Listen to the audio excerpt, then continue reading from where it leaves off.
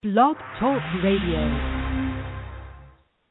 Namaste, everybody. This is Nature of Reality Radio. It is February 11th, 2015. This is your host, Andrew Fisher, broadcasting the show every Wednesday from the suburbs of Philadelphia, Pennsylvania, to expose the true and false nature of reality for what it is and what it isn't. Today on the show, I have a return guest of sorts. I had him on that roundtable discussion that I did with Elizabeth Diamond in the not-too-distant past, Peter Maxwell Slattery. He is an ET contactee on a mission to spiritually awaken humanity, as the title of my interview implies. He is an experiencer, ET contact experiencer, author, speaker, meditation teacher, and he does energy and healing practices. I talked to him on Skype about half an hour ago. He should be calling in. He knows he's supposed to call the number.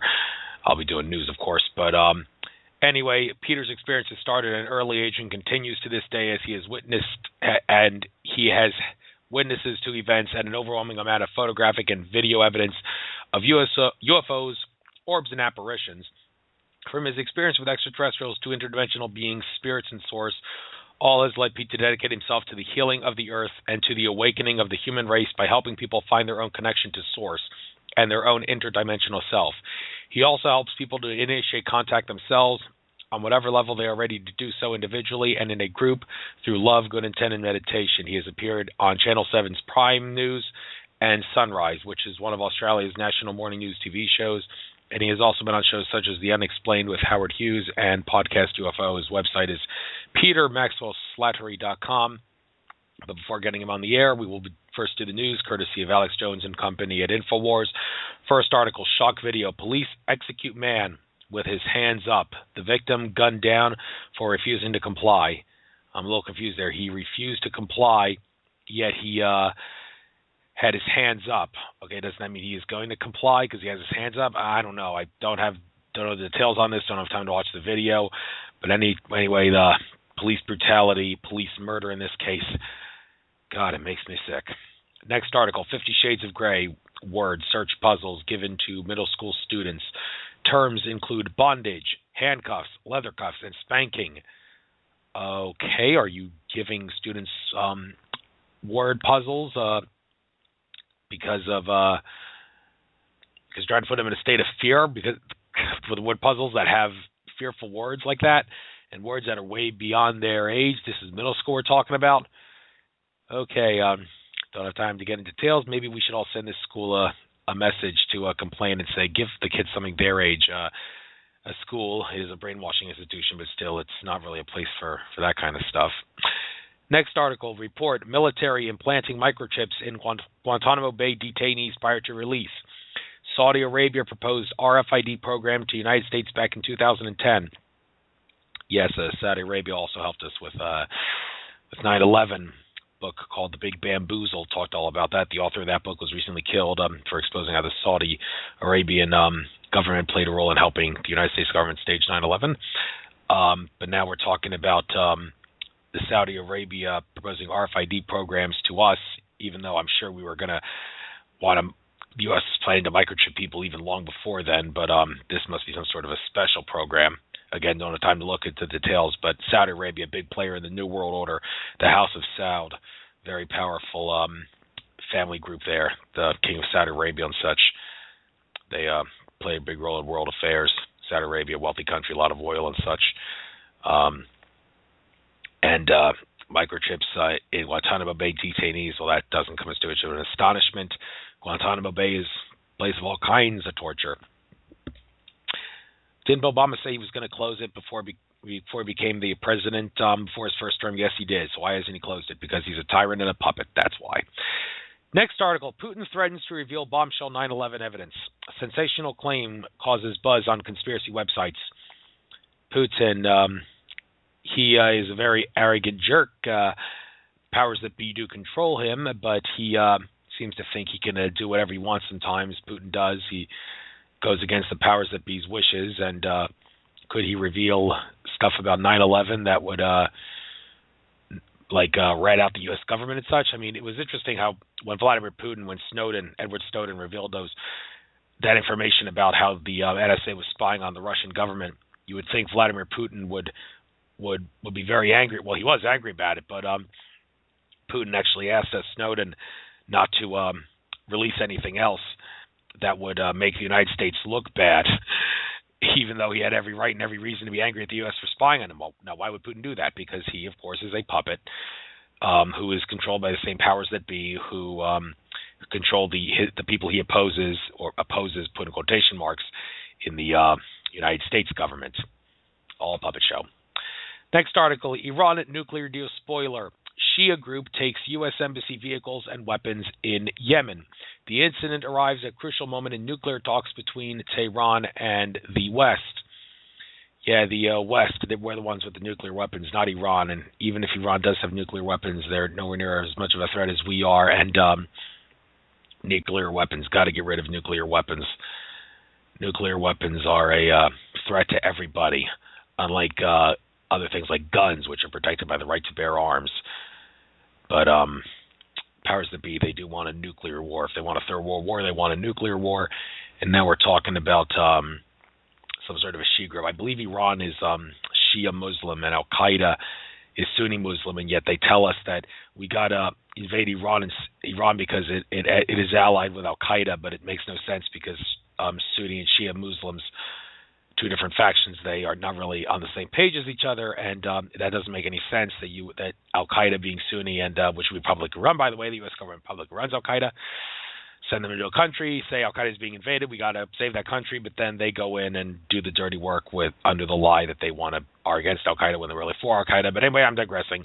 The whole issue here is that Al-Qaeda is Sunni Muslim, Iran is Shia Muslim, so they wouldn't be on the same page with each other, but many people are gullible in America and don't realize that.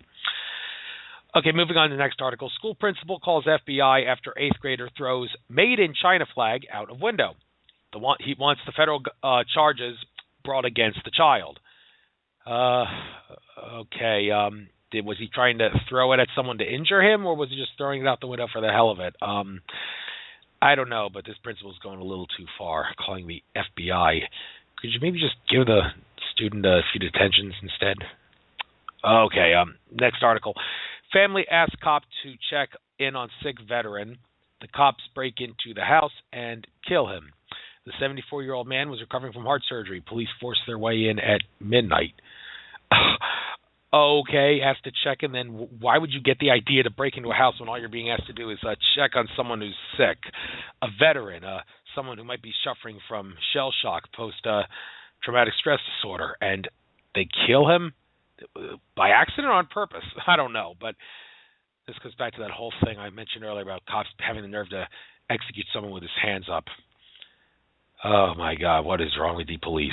We got to stop police brutality, folks. Let me make it clear. Mark Passio did a brilliant presentation back in 2011 at the Free Your Mind conference in Philly, occult mockery of police and military personnel, talking about how the badges and the symbols that many police and law enforcement and military personnel wear affects them at a subconscious level. It's Illuminati symbolism.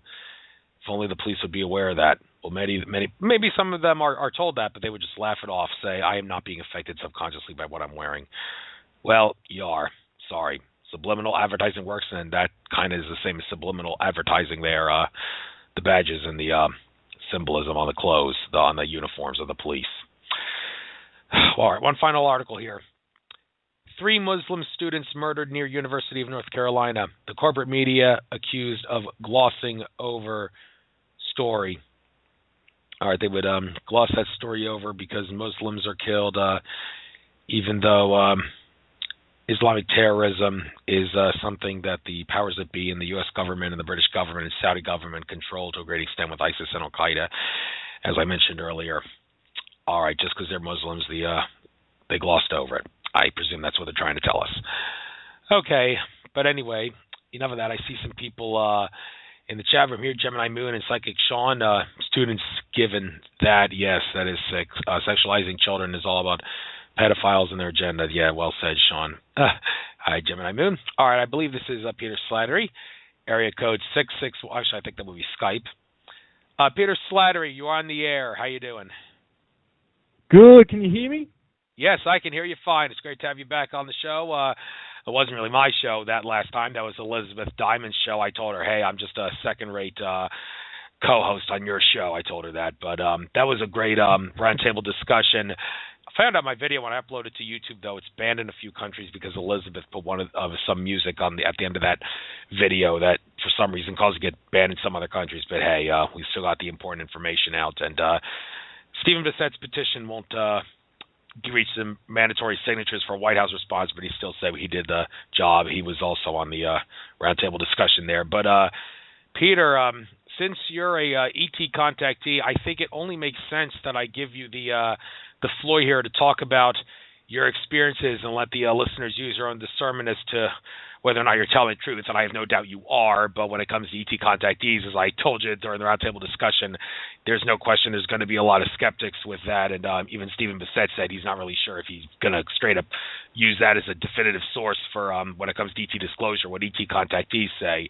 But hey, I would love to hear about your experiences because I have no doubt you and many others are telling the truth. So tell us your life story there.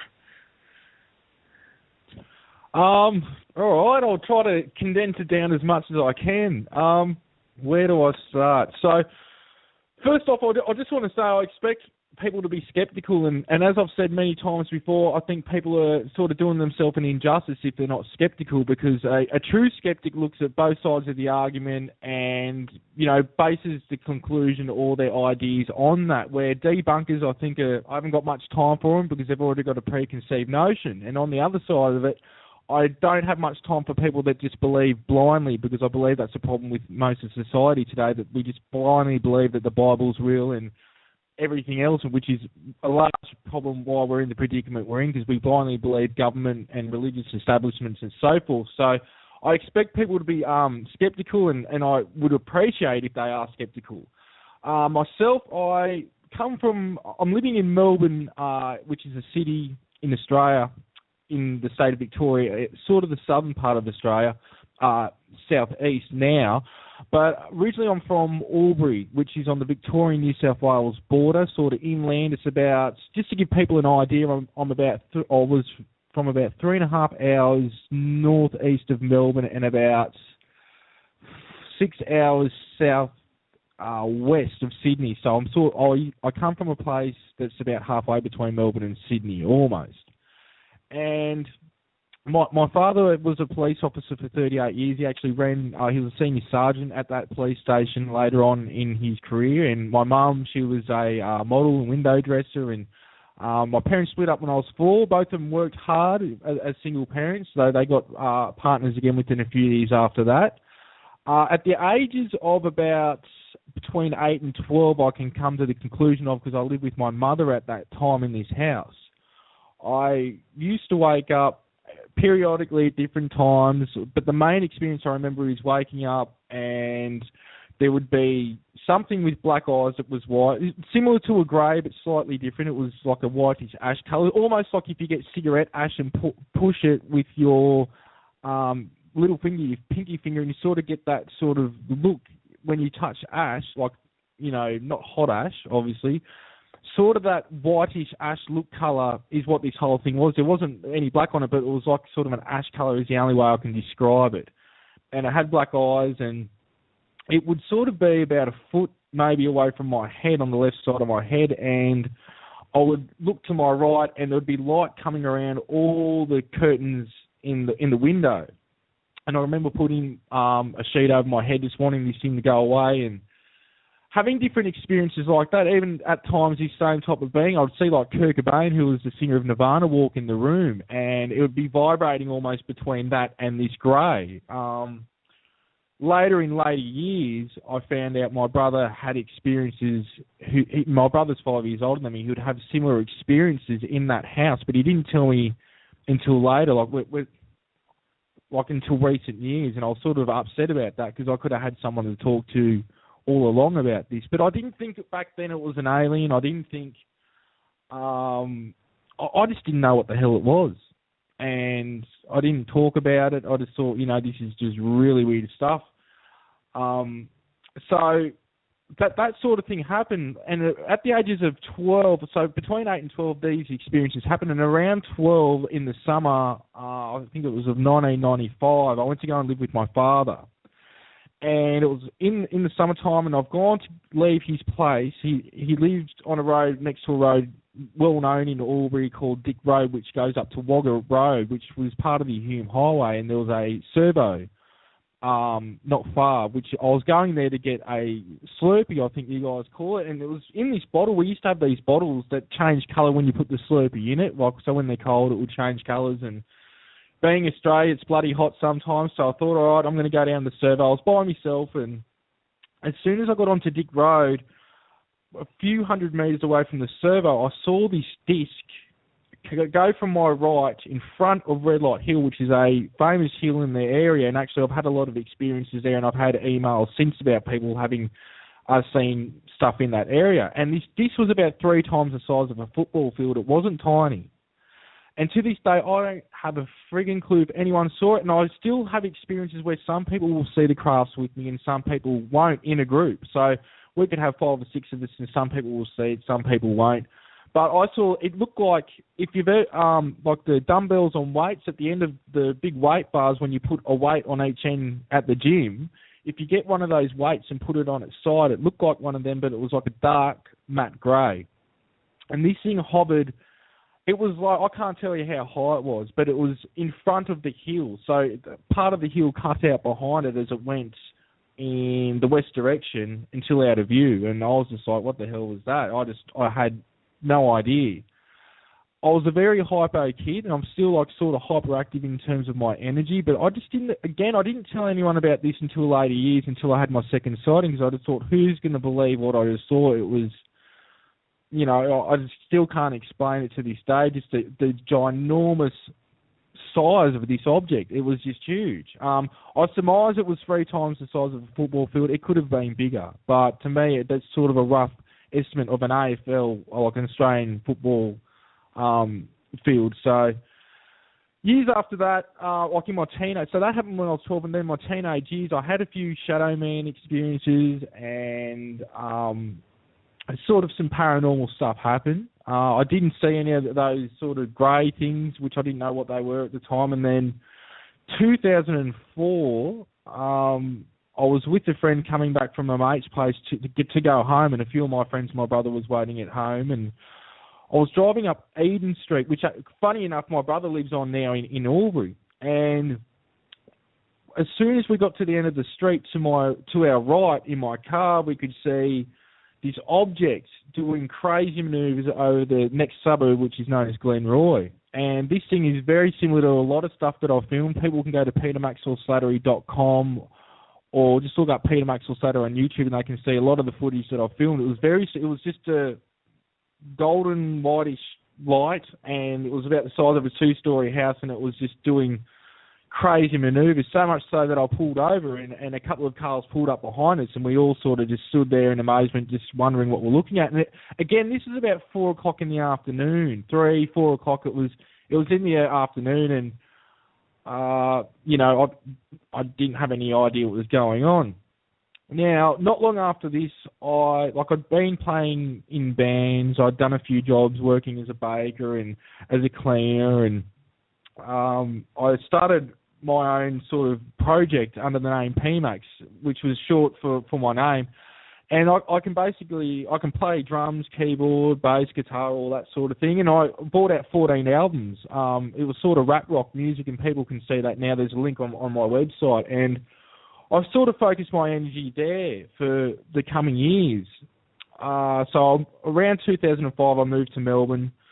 Eventually, I moved to the Gold Coast, which is sort of like LA in America, but it's on the East Coast here in Australia. It's sort of like the Hollywood on the Gold Coast. Hollywood on the East Coast is sort of known as here. And eventually, around 2009, I think it was. I can't remember the dates precisely. A lot of this is written down in the books. But I came back to Albury, and it was like I was fed up with my rap career. I wasn't doing what I felt like I should be doing, and I got my own place in Lavington. Now, one of my friends I caught up with, within a period of about 2 weeks, we had 6 sightings together. A couple of the sightings, he actually had one sighting by himself, and I had a few sightings by myself, but all up there was 6 sightings all up, and we lived about a block apart from each other, and a couple of these are on video as well. And I didn't have a freaking clue what they... All I knew is that these things weren't helicopters, they weren't planes, drones. I just knew they weren't drones because I knew when to go out and see these objects, and they're very rare here in Australia. Though we do have drones, but it's not prevalent like they are in the States, so they are becoming a lot more prevalent now, especially in populated areas. So it got to the point where I started paranormal investigating at these time-haunted places because I had some experiences. I was left with answers, and it was like as if the doors in my mind to this reality were open, and I had to find things out about this, which I think was all pre-planned, which I'll go into later. But that ended up being on the news, going around the news that summer. It was played all around the country, which I thought it was only going to be played by the local news. But funny enough, I got calls from people in the military and other places saying, keep up, getting the information out, because I was basically at that time one of the only people between Melbourne and Sydney taking reports and investigating haunted locations and taking UFO reports. And I had people from all walks of life, police officers, school teachers, people in the military, people from all walks of life, not just in the Albury area, but from around the country, get in contact with me at the time. So it was pretty full on in terms of my paradigm was being shifted, but 2011 was when it started to get real weird, because I started to see orbs, balls of light in the house,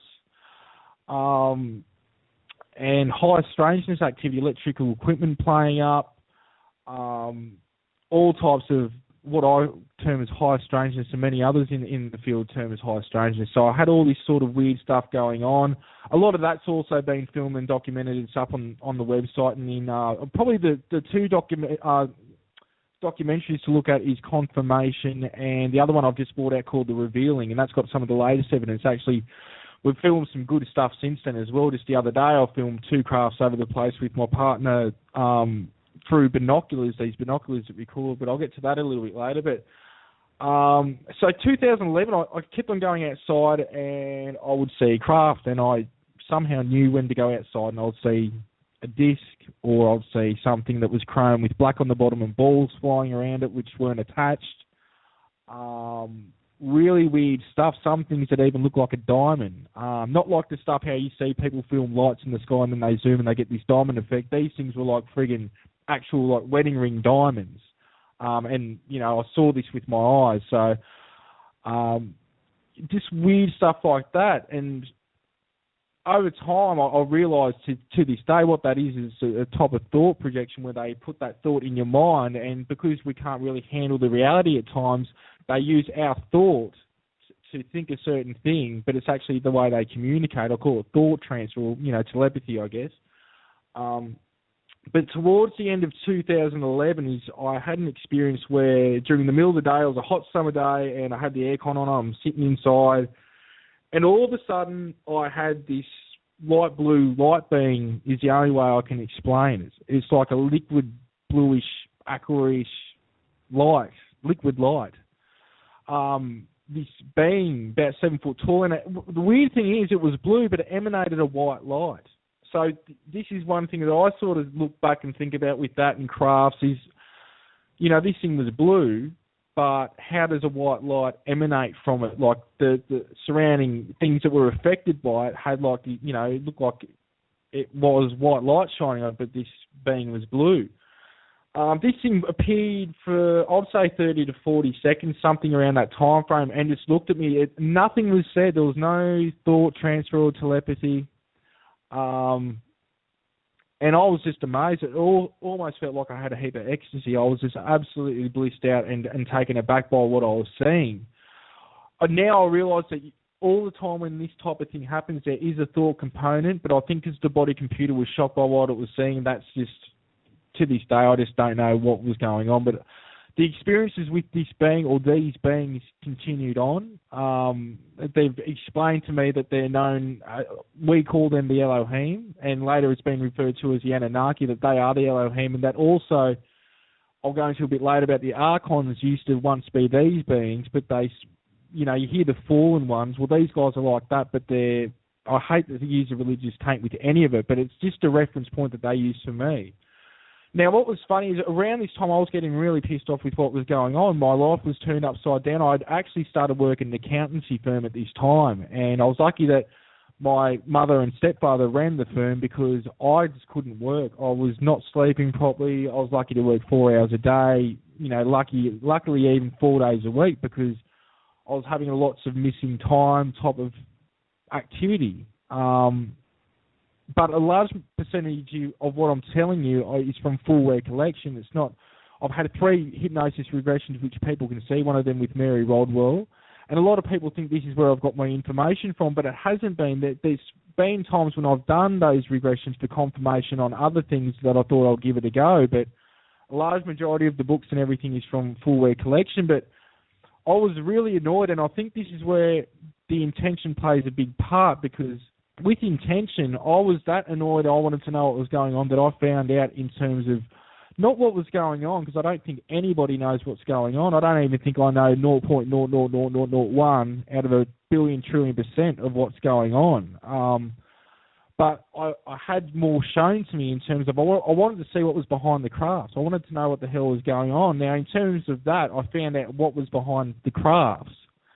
And even I've seen these beings that refer themselves to the Elohim or now Anunnaki, I've seen them go from orbs and shapeshift into these light blue light beings. So this is where there's been a bit of deception in some terms, and I'll go into that now with another being. Now, the 1st of December 2012 was where it really shook up. It was about around 7 in the evening. It was still sun up because the sun around that time in Australia goes down probably about 9:30. And I was sitting on the couch, and all of a sudden, this female appeared. Now, if you go to my website or my Facebook page and click on About Pete's Experiences, I think the page is called, you'll see this lady, and Christine Dennett, or Cassara, she's also known as. She's done a lot of drawings for a lot of movies and a lot of experiences. She did a meditation drawing on this being, and it's pretty much spot on. Now, it was a beautiful lady, and she was in sort of this suit, but there was squares, triangles, and circles, and they were blue, red, yellow, and the background was black on it. It was sort of like a skivvy type thing, but this chick had 2 to 3 times the size of eyes compared to us, and they were blue eyes, but they were huge. And she appeared bending over my coffee table, looking at me straight in my eyes. Now, I jolted back when this happened. Afraid, because it was nothing was there, and then all of a sudden, bang, she was there. Now, there was telepathy, but and I've spoken to a few people since, and for a while I hadn't come across anybody that had a similar experience in terms of when this being communicated to me, it was in neutral English with no accent, but it was in my mind. Her mouth didn't move. And the only way I can equate it is imagine she was speaking through a microphone, or someone speaks through a microphone, but the receiving end, the speaker, is in the middle of your brain. And it somehow vibrates out to your ears, and it's like the eardrums are vibrating to get the noise, but in your head. Now, she communicated with me sometime after this, and still does today. Today it's complete thought transfer. It's complete telepathy. And a lot of the time she'll appear in my third eye, but this was physical. These 2 first experiences were physical. And there was a few experiences after this that were also completely physical, with this being and the Elohim as well. Now, I asked this being who she was, and she called herself Shiji, but that's not even her real name, because what happened in later times was I asked her where she was from, and she said the Pleiades, and then I asked her whereabouts, and she said I wouldn't understand. Now, months later, she explained to me that she's an ethereal being from the star Merope in the Pleiades, so she's not from a planet, she's from a star, and that she's an actual light being. And I've seen it in her true essence. Sometimes she'll project like 2 eyes, the human form of her, in my head, even when I'm talking to people, and then other times she'll be like this crystalline light being. And this is what I found out later. And then recently I wrote my first channeled book, which is called The Book of Shiji, which goes into lots of weird stuff that I'm trying to still fathom, but yet a lot of people are reading it and saying they are understanding it, which is my best-selling book so far. But I'm still trying to process a lot in terms of she said that she's a gatekeeper of the Starmer Rope, which is a portal, and she works in sync with Metatron, who is the overseer of all the portals, and that all portals are connected, and that there is special portals in Orion, the Pleiades, and Sirius in nothingness, and that they're linked up like a grid, and that those with higher forms of consciousness can tap into these portals and can access them. That the key to use these are the keys of knowledge. So this is where it goes, stuff that I'm still trying to absorb. But the other part of it too is that she'll show me that all stars, all suns, are actually portals as well. So from this point onwards, the experience has got a lot more intense. Witnesses, I've got over 100 witnesses to date. Some of them are on the website with their witness testimony, and now I've basically stopped that because a lot of the time you can just hear the witnesses in the videos when I'm filming these crafts. So it's not just myself, and a handful of these people have actually witnessed the beings themselves with me, whether it's been for a few seconds or they've had just something happen apparition-wise or whatever. They've actually experienced Shiji, and more people are experiencing this being with me, including my partner now, who's a psychic and experienced it herself and speaks star language. But a lot of people are having these experiences. So I don't know where to go from here. You still there, Andrew? Yeah, I was on mute, but yeah. So just a couple of questions in the chat room. Where are you from? Albury? How do you spell that? Sean in the chat wanted to know. Albury, Albury, and it's also known as Albury Wodonga. There's a place. It's just part of a twin city. It's on the New South Wales and Victorian border. From there, recent times from 2010. Actually, I'll go into that in a little bit later. What's the other questions there, mate? Yeah, what's this about seeing Kurt Cobain walk in your room? Why did you see him? Well, what I understand now is that the beings were projecting this image that, like, it was an actual being sort of masking itself as Kurt Cobain, because my brother and family and friends listened to Kurt Cobain, and I thought he was pretty cool, even though he was dead at the time. So that's what freaked me out even more, was that this dude's meant to be dead, but then I started to see basically through what I surmise is a projection. Now, I can't prove this, and I'll say what I've experienced and what, is science and what isn't, and what I'm talking about right now is what I experienced. I surmise that the being projected this image so I could handle it, but it was, at the same time, I could see through it and see the being for what it was. So that's the experience with Kurt Cobain, and it's been later finding out, listening to Whitley Strieber and others, I've actually found out that some people have seen their dead relatives when having experiences, and that's when they know the beings are about. So that might be interesting for some people to do research on. Okay, thanks a lot. A couple of things about what you've photographed and videoed. Something about orbs. So what kind of orbs are these that you've photographed? Are they the long, skinny ones that have like insect arms, or are they round orbs that you're talking about here? Round orbs. Now, what are they exactly? One video I can't.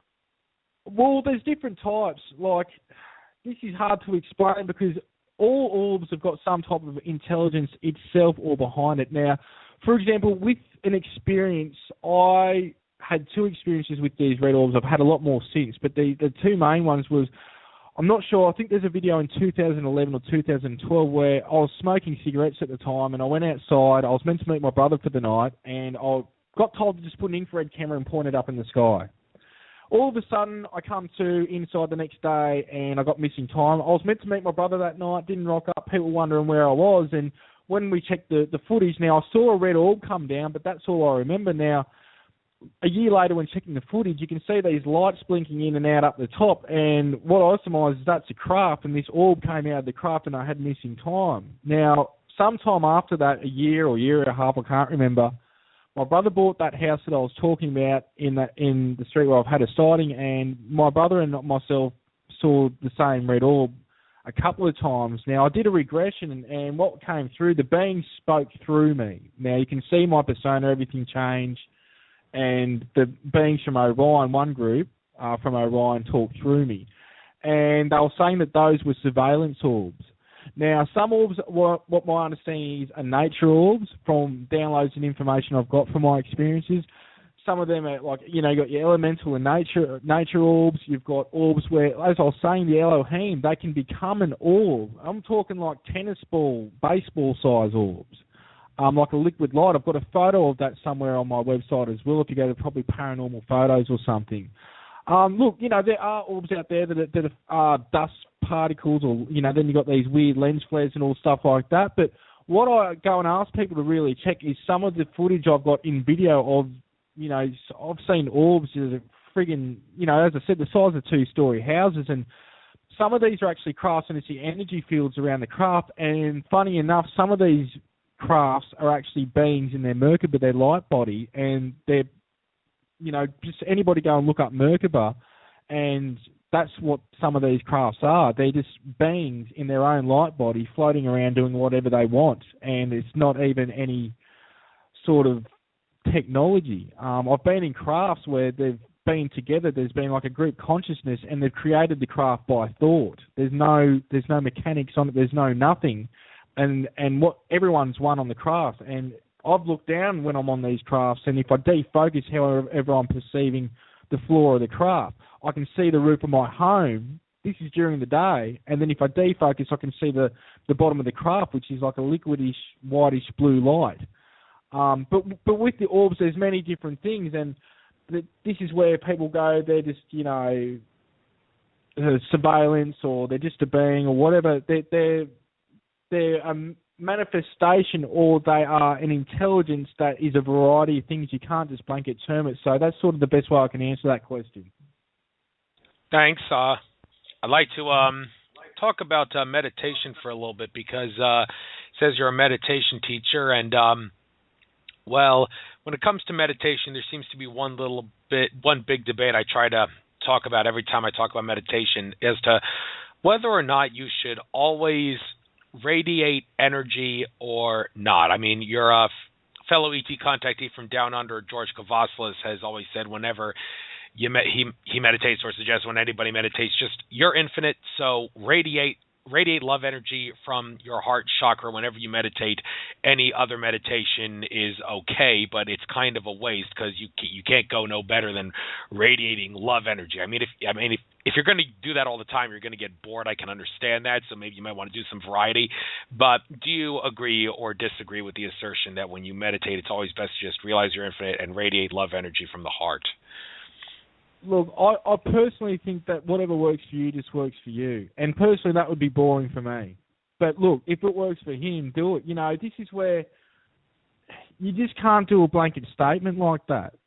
And, like, I've got people that will do meditations. And my meditations you can see for free on the website. You can even see. People have sent me time codes for orbs in them that you can see around with a normal HD camera with the light on.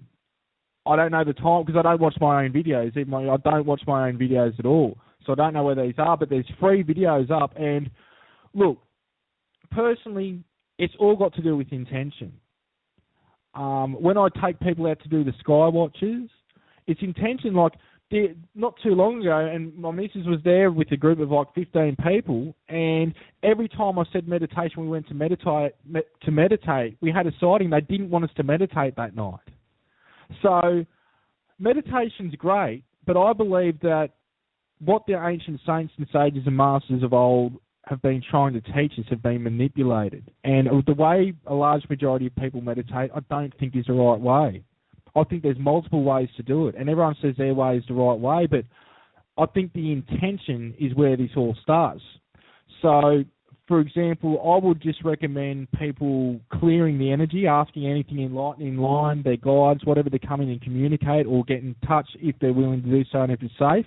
Anything negative, coercive, any negative psychic bonds, pay off. You're not welcome. And then I would set the intention for what you'd like to get out of that meditation, whether it's healing, whether it's some form of communication, and then I'll sometimes go into like a golden white light meditation where I try to just raise the energy, and then I go to source from there, and whatever's meant to happen is meant to happen, whether astral traveling, whether communication, whether seeing crafts, whatever can come from the way that I try to meditate. It's like, all right, let's meditate, and what's going to happen is going to happen. I don't set it one standard way every time. I sort of just go with the flow of how I feel it should be, because, you know, I don't think to do the same thing over and over. Like, we hear about clearing your mind, but I think clearing your mind's only good for one thing, rejuvenation. I think that's all it's good for. Because what happens is everyone tells me, Pete, I can't clear my friggin' mind and it's boring as hell. Well, I say, you're not meant to do it that way. Those thoughts that are coming to your mind is communication, whether from your higher self or some other entity.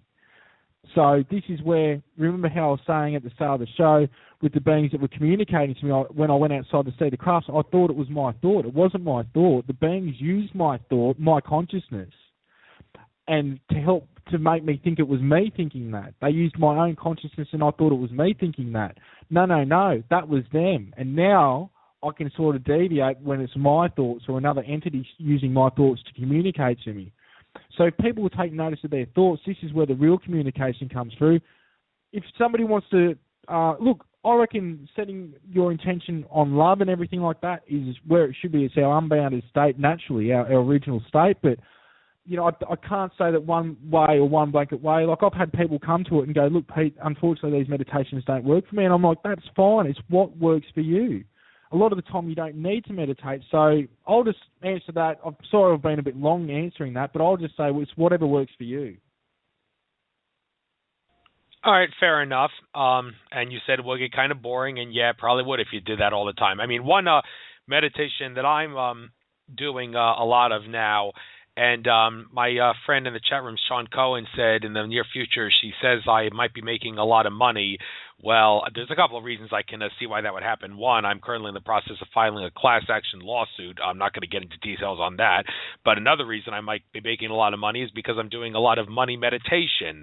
A lot of those meditations where you hear catchy music in the background and some person makes affirmations like, I find it easy to make money, or all sorts of things that would generate wealth and abundance, or whatever. And some other videos I recently bought to help me with that. That's not really a meditation, I don't think, where you would necessarily radiate love as much as you would listen to the affirmations and try to repeat them in your mind or maybe out loud. But in regards to people like me who are trying to do at least 5 minutes of money or wealth generating and abundance meditation every day, what do you think might be the best way to go about doing that? Just like a repeating affirmation type thing over and over. I'm telling you, that stuff works, man. I'll tell you. And I used to think it was a load of crap, but if you set your intent and you meditate on that intent, even if it's for like 30 seconds repeating the same thing over and over every day until you get what that is that you desire, as long as it's for your highest good, you'll get it. You'll get it. And it works, I can say that, because it's how I communicate sometimes, whether I'm asking for contact of some form on where do I go with things from here, because I'm always wondering where do I go from here, and I sometimes get a physical response, or I get like a communication of some type of what direction I should go in, and it's still free will up to me. So I would say whatever you're doing in terms of that type of thing, of affirmations or whatever's working, do it. Thanks for the advice. You also help people initiate contact themselves, and also, I guess, help people if they how to deal and cope with ET contact. You mentioned Whitley Strieber. I know he helps people cope and deal with their ET contact. If there are people that are having ET contact experiences and are not coping with it all that well, what kind of advice and information would you give to them? Well, I'm part of a team, Mary Rodwell, who's really well known throughout the world. She's got a website called ACER, an Australian Close Encounter Resource Network, I think that stands for, and I'm a part of that, along with many others. And I've got my own website, petermaxwellslattery.com, and look, there's no blanket term I could sort of go into for this, because how we each react is differently. Now, for starters, your paradigm shifted. And this is what people have to understand. Like, I get people coming to me that are 20, 30 years older than me, tell me what's going on, and then I say to them, look, within a week or two, you're going to be shown something that shows you don't know jack. because I don't know Jack. And then they come back to me and they go, Pete, I had this experience, and now I don't know what the hell is going on. So for starters, nobody knows what's going on in this field, but one thing that we can all do is support each other in terms of reassurance, letting people know they're not insane, and being an ear for someone to vent what's going on. Like, how this happens for everyone is differently, but one thing that's common is everyone, unless you're having experiences from a child with full recollection, which a lot of people have had and are having, your paradigm's going to be shifted. Now, if not, you're still going to have hard times because you don't know whether to tell your parents, you don't know whether to talk about it at school, you're seeing stuff you've got no reference for and nobody else is seeing, or some are. So this is where it's all tailored. But one thing people need to know is they're not insane, that what they're experiencing is really about them. This is what I've found common over and over with even the oldies that I talk to, is that these experiences are about them finding out who they are and what they're a part of and why they're here, which is part of a greater collective effort. But to get to that stage, there's a lot of hard times to go through. You have to realise that almost everything you're taught in school is a friggin' lie, and re-educate yourself. And you have to be sceptical. You can't believe that everything's love and light and everything's fairies and unicorns and friggin' whatever, because this is what makes people like me even look nuts, is when we've got those types of people. I get frustrated with so much of the fake videos out there, the fake channeling, just a load of crap out there.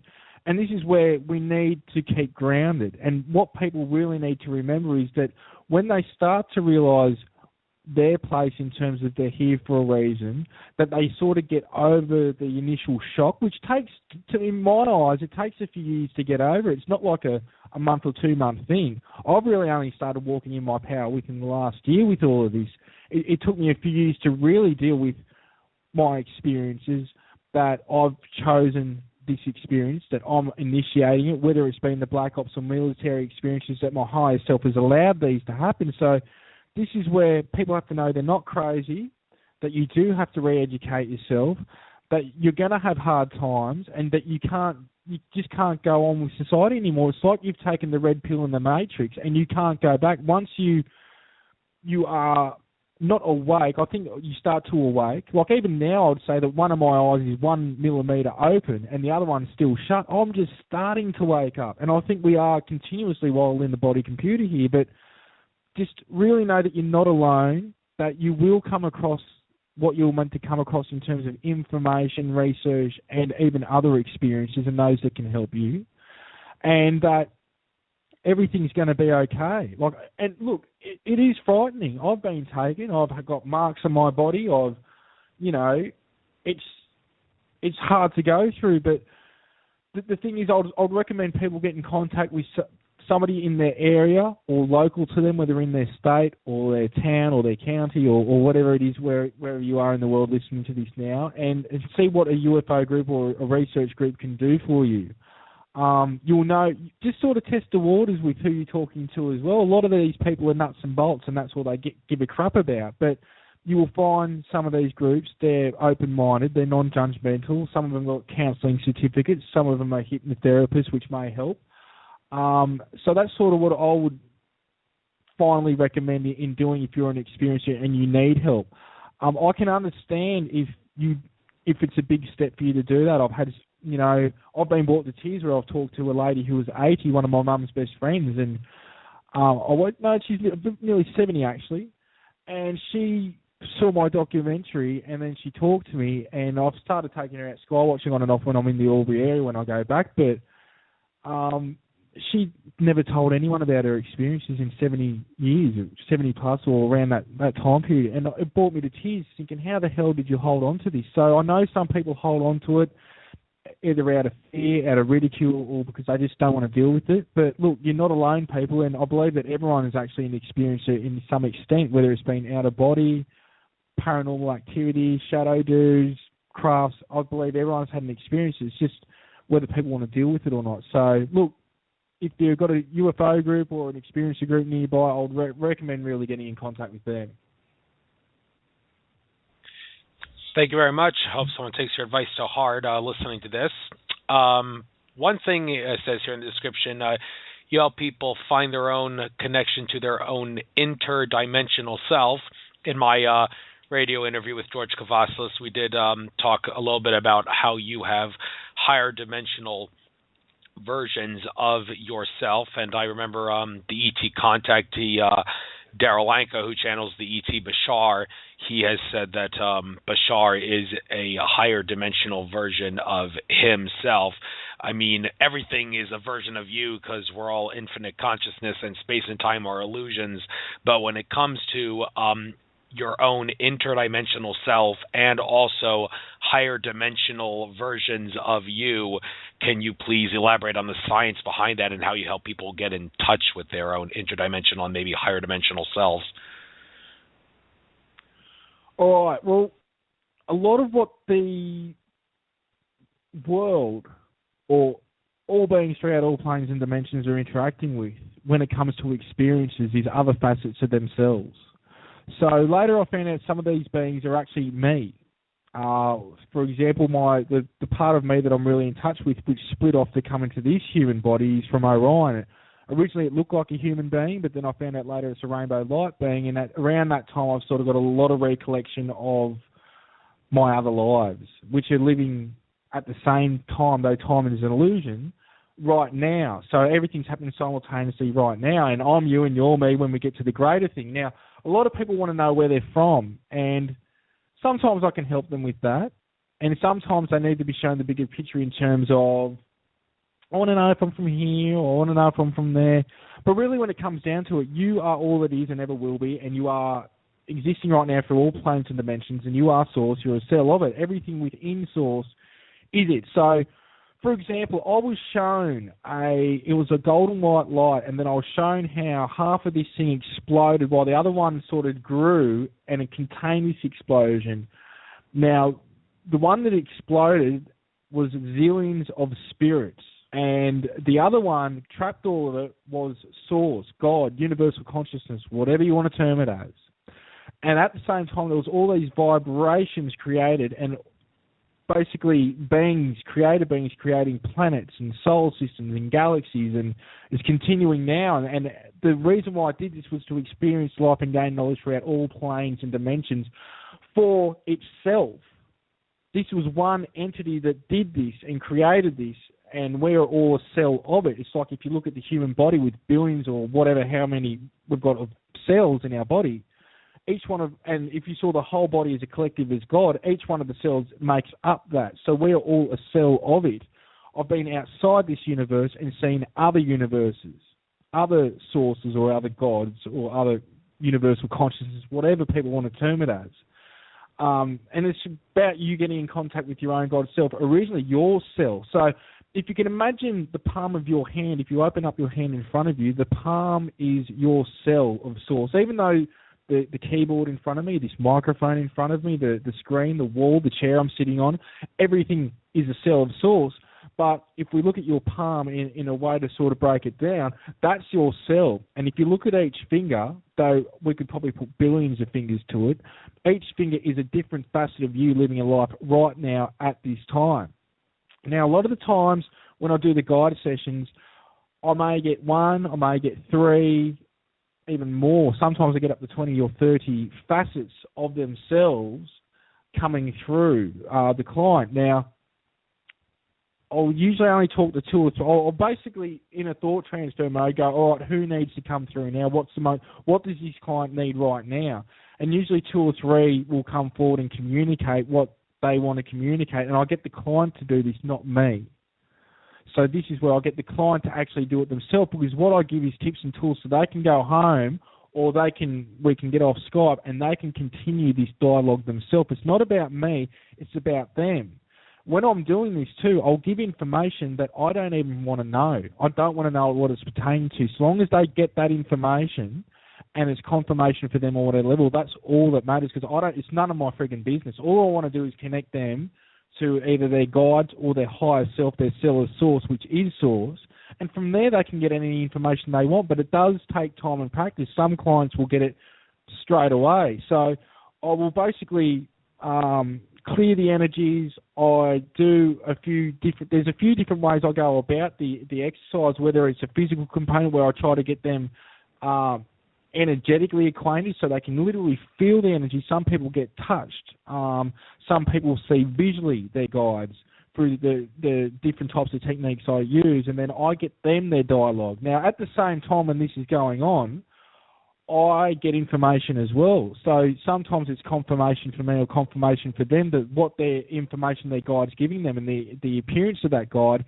When I say that to them and they're telling me, or I'm beating them to the punch, telling them what they're saying, like ending their sentences, it's good for both of us because we both sort of get confirmation that what I'm doing is working, what they're communicating with, and what they're saying is actually real. It's not a figment of their imagination. But look, at the end of the day, this is what it's about. It's people getting in contact with themselves. Everyone wants answers outside of themselves. Now, research is fine, networking is fine. We need to do this, but a lot of people will go, I believe this dude because of this. I want people to do their own connection to themselves and get their own information because that is the most valuable tool they've got, and it's self-empowerment. So, when these guide sessions happen, there are a few beings that rock up that you've been friends with, or you're living a life with them right now, and they're a friend of yours. They pick up your soul signature, and that their job is to work with you. So not all the guides that come in for people are another facet of themselves, but a large majority of the guides are another facet of them, which, blew me out when I originally started to find this out, because I'm like, shit, this isn't just, beings from other places. These are other facets of myself living lives right now, and this is where, we're communicating really to ourselves, and on a greater level, I'm talking to myself right now while all the listeners are hearing this, because they're myself as well. So, and it's really rewarding doing this, because since I've been able to do this, it's been rewarding for me, and I've just wanted people to help people get in contact with their own God self through this way, and also get their own reassurance and their own thing going on. So, but there's numerous ways to go about it, which, some people are really sensitive with energy, so you have to work with them on an energetic basis. Some people work more with visual or third eye or imagination. So you have to work with them on that basis. Some people you really have to ease in and try and do a little bit of both, but not too much, because they're just not ready in some sense. That it's not for me to say who's ready or who's not, but they're working that out themselves when they try to do this. That there's still a bit of a fear concept to what's going on, which is understandable because we fear the unknown a lot of the time in the body computer. But when they're ready, and if they really want it, like I say with the contact work, a lot of the time I know when the beings are about, or I put out the thought and I know when they've come by. So it's not like, people go, you must be out there for hours every night. Now, when I do the sky watches, we're out there for about 2 hours a day time going into the dark. We use the satellite trackers and their aeroplane thingos and everything else. But I know when they're going to rock up, and people get a thought transfer to where to look. And when I'm at home or whatever, it's not like that at all. I know when to walk out, and with, either straight away or within 10 minutes or 15 minutes, bang, something's there, and that's how it works. But it's all the intention set. So whether it's doing a guide session, whether it's trying to do ET contact, CE5, whatever people want to term it, whether it's, whatever, everything starts with the intention that you set. And it's a very important point to make, because make sure where you're in line with and what you want, you really want, because some things could come through not in line with you and you could have a very bad experience. So it's just best to be wary. Well said. Since you mentioned earlier some higher versions of you coming from other star systems and incarnating as a human, I'm kind of interested to know maybe a little bit of history, I suppose, and maybe what they symbolize astrologically and metaphysically, the star systems. Some prominent star systems that seem to come up in regards to like souls and incarnations are Orion, the Pleiades, Sirius, and when it comes to Orion, I usually think of that as the male energy dominant area of the sky, and also Sirius. I seem to recall an astrologer, Kelly Rosano, talking about how Sirius, that's you kind of have to answer when you pass away in this skin suit, and then you're your consciousness essence answers to Sirius. She was talking about the evil reptilian aliens. They're going to have to answer to Sirius. And to my understanding is that Earth, the Pleiades, and Sirius are all in an orbit around each other, and obviously gravity is not the only force that's causing those star systems to orbit around each other. There's got to be other forces at work that mainstream science isn't telling us there. So could you maybe enlighten us on the astrology significance, the metaphysical significance, and maybe the Shoal Sard and the soul incarnation significances behind some of the star systems like Sirius, Orion, the Pleiades, and maybe a couple of others that you might know about? Well, this is the thing. I still don't know much about any of that. All I know is what I know. So in terms of, I've got past life or future lives when it comes to the Pleiades, because you can't even live there at the moment. So when you're interacting with beings from the Pleiades, you ask whereabouts in the future are they from, or whereabouts in the Pleiades are they from, because not many people, when I say this to people, they're like, what the hell? And it's like, well, go and do some friggin' research, and nothing can exist there right now. So my life in the Pleiades, which is living simultaneously right now, although the Pleiades is over 400 light years away and life doesn't exist there at this moment in time, I've got recollection and connection to the other me there, which lives in this huge metal ball amongst a heap of pine trees, and it's just away from everyone. It's sort of like a guide. It's doing similar stuff here, but it's a lot more advanced and spiritually advanced, and it wants everyone to just pay off most of the time. The metal ball is self-contained. It's almost like a caravan, but it's the size of a house, like a huge house in a. It's actually round. And it's chrome-like. Now, the other part of me in Orion it's been shown to me that it was part of a council like an elder, but it's got sort of nothing to do with it now, and it's appeared as a human, but in its pure essence, when it's shown me its true nature, and the other beings in Orion of this nature showed me their true nature, they're rainbow light beings. So they're very similar to the Elohim, but they're, instead of just being blue, they're rainbow coloured. The place where they are situated is very similar to Earth also, like that place in the Pleiades, but there is a purple pinkish sky. It's hard to explain, and the clouds are greyish, sort of slight pinkish to it, and it's sort of a lot like tropical weather. There are very similar plants there, but they seem to be a lot larger and a lot lush. Like even tulips are the size of basketballs, sort of thing. Like everything's a lot more lush and rainforesty. And this person, I can't see with the connection I've got any home or anything. It's almost like he sits on top or hangs out on top of a mountain, and everything's sort of there naturally for him, food and that, like lots of fruits and stuff like that. But he just meditates a lot of the time, and if he needs to help out or give advice, it's the same sort of deal as the Pleiades. I've got other facets of myself that I interact with, which are almost geometric type thing going on, and different spectrums of light that I can't even put into human terms in terms of how vibrant the colours are. There is a Sirius part of me as well. There are cat beings from Sirius I interact with. Now, with the Sirius part, there is what I see is almost like Egypt, but if you can imagine Egypt in a rainforest. There are pyramids, there are Sphinx-type objects, there is a lot of what we would term ancient sites here in Egypt. The places that I see are like that, but things are gold-plated, or they just look brand new, but there's a lot of sort of palms and sort of coconut-type trees and grass. It'd be like if you picked up Egypt and chucked it in a rainforest, a very nice rainforest, that's what you would get. But there's a lot of different type beings there, which, funny enough, have come in when I do different types of healing or in meditations. Now, what's funny with this is when they come in, I get full-blown third eye activity where I can see the room I'm in. So where I'm looking right now, if I shut my eyes, I can still see that, but I'll see cat beings. And then if I open up my eyes, I can almost see them every now and then vibrating in and out like an apparition, but it's sort of like a mist, almost like a shadow do, but more see-through. There's no sort of shade to it. But when it comes to the astrological terms and all that, I don't know. What I do know is that doing research later on, like even talking to Mary Rodwell and others, that apparently these cat beings, funny enough, helped build the pyramids. Apparently, I don't know this to be fact, but just from talking to people, which I find funny with my recollection of Sirius being very similar to Egypt.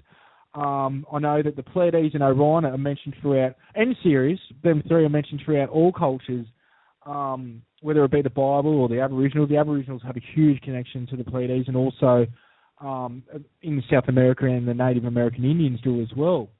What's been funny is Damien Knott, who I've had on my show and I'm very good friends with, he's just about to have a documentary come out, who has filmed, I think, over 4,500 bits of footage, and he's got the most footage in the world, apparently, and Jaime Maussan has verified a lot of the footage.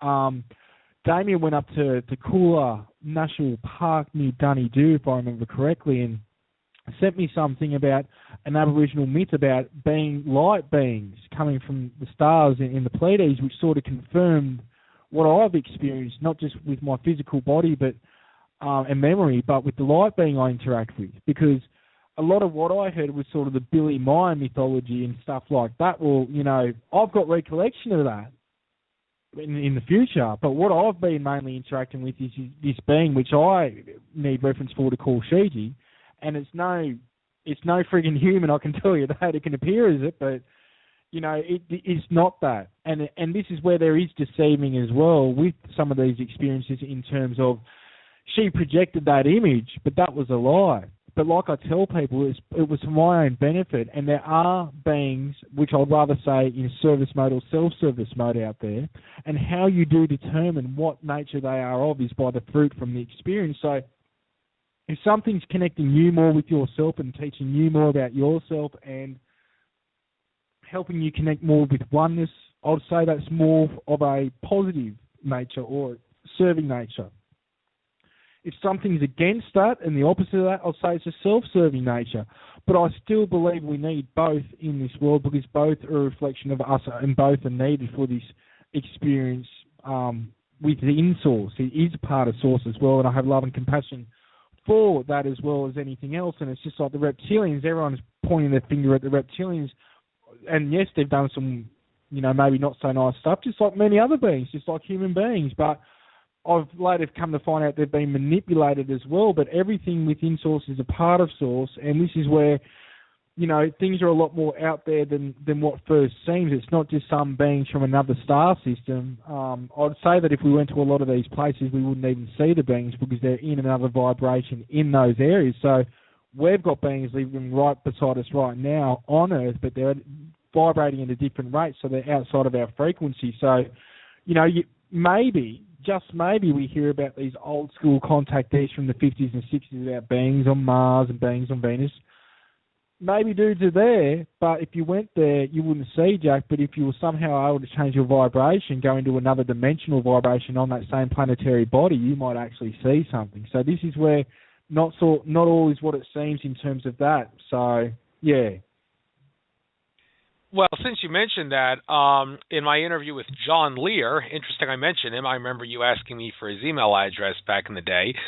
John Lear told me that an insider source at NASA told him, and by the way, this somewhat does contradict what you said about how life cannot exist in the Pleiades, and it also contradicts what mainstream science is telling us about what planets like. John Lear told me that, and he did give his source for this, that stars, first of all, they're not powered by nuclear fusion.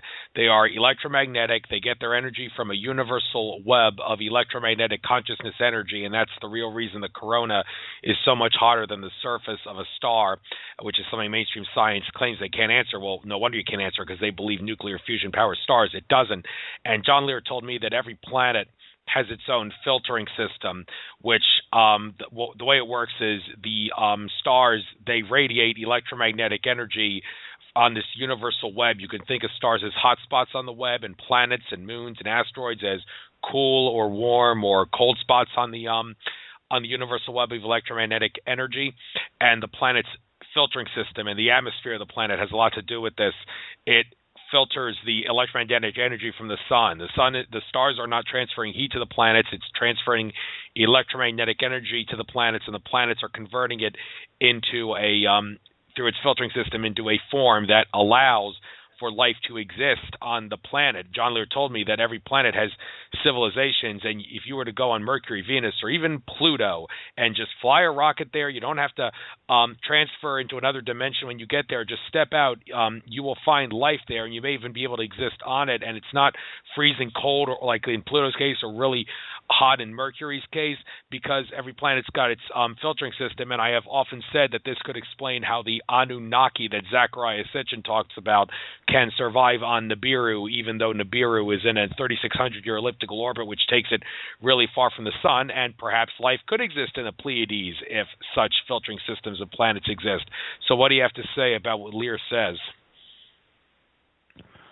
Lear could be 100% right. Now, with the Pleiades, what I was saying, I wasn't contradicting. I'm trying to elaborate the best that I can in human terms, because you've got to understand that all things are happening at once. So the future, past, and present is happening right now. It's just where your attention is focused. So in human terms, if I'm talking to a normal human right now, the life exists in the future in the Pleiades, not right now because of how young the star system is. But if you take it out of human context, all is existing at the same time, past, present, and future. So that's what I was trying to say there with that, in terms of that. So James Gilliland says the same thing. You talk to a Pleiadian and ask them where they're coming from, because this is how, in human terms, we think. Do you understand what I'm saying with that? Yeah, I do understand that, yes. Yeah, because it's hard with this. Even with, I might use terms positive and negative, but I'm trying to put in, just so if somebody's listening to this for the first time, not into this, they're sort of understanding that. Now, look, when we go into that, John Lear could be well and truly right, because I'll tell you what, I call John Lear basically our grandpa in ufology, our good old grandpa, in terms of a lot of stuff he said in the 80s has come to be true. Whether it's about Pine Gap, NSA, whatever, it's come to be true. And people don't want to hear what he's got to say, and some of it, look, might be not correct. But I'll tell you what, there's been a large majority, which is John has gone into, and he's got some connections that, he's spot on about a few things. Now, I believe there are beings living on throughout every planetary body within the solar system. But also, just like on Earth, I believe it's not just one dimension.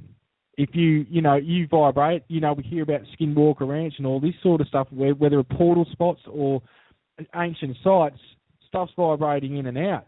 Now, I've talked to people in some of these projects talking about propulsion systems to me and navigation systems and all that type of thing.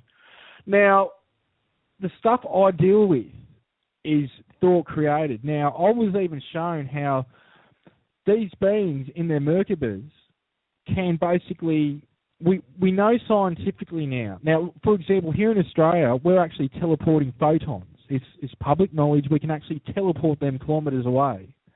So we're actually doing teleportation here, and I think that's been done throughout the world now at other universities.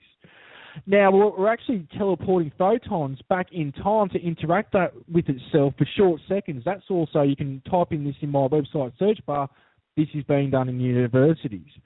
We also know that two photons, I think it is, apart, or particles actually, what I'm not sure what the particles were, they have got a symbiotic relationship. So the two particles are connected even though they're apart.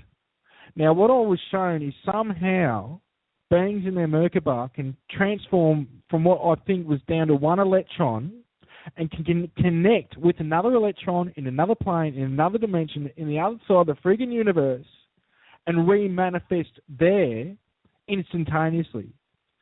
Now, again, with the crafts that I was talking about too, these things were done by thought.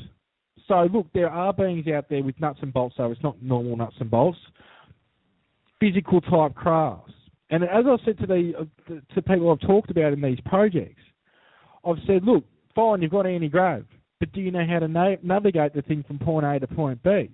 Also, have you got a symbiotic relationship with the craft? Now, I know we're working on symbiotic relationships. We look at people like David Adair, where apparently at a university he was talking about in their documentary, they were working on firing mechanisms. They had to put a block on because the firing mechanisms on the aircraft are activated through thought. So we are working on, we've got technologies of all this type of stuff, but what I'm dealing with and I don't understand, and I'm trying to relate to you the best that I can, because I'm learning myself and reconnecting with this, is a lot of the higher evolved beings, though they are the facets of us, and nothing's really more important than, when no one's more important than each other, we're all equals the way I see it, but these beings at whatever vibration they're at, or dimension or whatever, everything's done by thought. So this is where we can talk about other planetary bodies and the electromagnetic fields, this and that, but I haven't got much information on it. But the information I just relayed is what I can go into in those areas, which surpasses even my understanding of any of it. All is a vehicle for this information, and I'm trying to learn it too, because it's still hard for me to grasp the concepts of some of this, though I do know a lot of it. It's just, I guess, even more confidence in what I'm saying, because it's still hard for me to process a lot of this. But I think there's a lot going on here with the Anunnaki. I don't know about Planet Nibiru. We hear people like James Gillian, and he says, I had him on my show recently talking about, do you really think they're snorting gold dust in their atmosphere after whatever thousands of years? Look at how far we've come in a couple of thousand years. Look how far we've been in the past. And again, there's not just one type of Anunnaki. There is different factions of Anunnaki. Some of them have evolved onto other planes and dimensions, just like humans past, where in humanity we've had beings that have become saints or ascended masters or whatever through upping their own vibration. There's small communities doing it throughout the world. And then some are left here because they just haven't done that. So this is where there's different levels of things going on. And again, I have to stress to people, whether it's what I'm saying, you're saying, John Lee is saying, anybody's saying, do your own discernment and go with what resonates. Now, I will say this: don't throw everything out in the bin. I would put it in the grey basket, a lot of stuff that doesn't resonate or isn't right, because there's been so many times down the track where I've got information and it's connected the dots. And I'm like, geez, this isn't a load of crap like I thought it was. This actually got to do with this. So it's just something I want to put in the mix there for people to understand too, because, not everyone knows it all, and anybody who claims they do, they're either got another agenda or they're just delusional within themselves, which is the worst source to sometimes get information, because there's a lot of disinformation out there. But that's sort of what I can say about what you were questioning. Okay, and I want to consider the possibility that all the religious figures, and I don't know if religious is the best word to use here, but the gods from ancient Egypt, the ancient Egyptians, Robert Bauval has made this very clear. They were very adamant about their belief that their gods came from the stars, and it is my understanding that, those gods, the Egyptian gods, they were beings from other star systems. And Andromeda Council Contactee Tolek, he has a video on his YouTube channel talking about how the Greco-Roman gods, they were star beings who came to Earth. And like some people like David Icke have said, all the religions were fake, that all the gods, they never existed. Well, no, they did exist. It's just that the Illuminati forces twisted their stories. Andrew Bartzis has said that Jesus, he existed. I've got the same insight. You're correct. Yeah, he was a solar being. Jesus was a solar being, but the Illuminati bloodlines and the Archon control system, they twisted their story. So is it fair to say that all the gods and all the religious figures, they were real, other extraterrestrial, interdimensional beings whose stories have been twisted? Well, what's been relayed to me has, and this is what I've been told, so this is not what I'm saying, this is what I've been told by Shiji, and this is in my books, was that a lot of the ancient saints and sages and masters throughout all cultures, they were actually real, but because they couldn't hide the true teachings through word of mouth, because it was so prevalent back then, a lot of stories got around and a lot of reputations, they couldn't hide who some of these beings were and what they were capable of, which a lot of their teachings is teaching us what they could do, we can do. So what they did is throughout all places, whether it's the Quran or the Bible, whatever, through a lot of the ancient teachings and scriptures, they were manipulated for the benefit of what we could say is the Illuminati. We go from Sumeria to the Roman Empire, then through, Knights of Malta and all this stuff that goes on up until today, whatever people want to call the Illuminati, whatever they want to term this as, because it's so overlapping and connected. Whoever the establishments were in control of education, religion, government, whatever. Basically, the beings couldn't be hidden, so they've gone, look, we can't hide who these dudes are, but what we'll do is incorporate them into the teachings we want the people to believe, including you go to hell if you don't do what we say, give us your tax, give us what you earn, everything else, and if you don't do what we say, we throw you in jail and you go to hell. Those dudes, that's what they've done. They've got the teachings of Yeshua and Muhammad and others, and because these beings are real, they've basically incorporated their teachings and saying that these guys said this.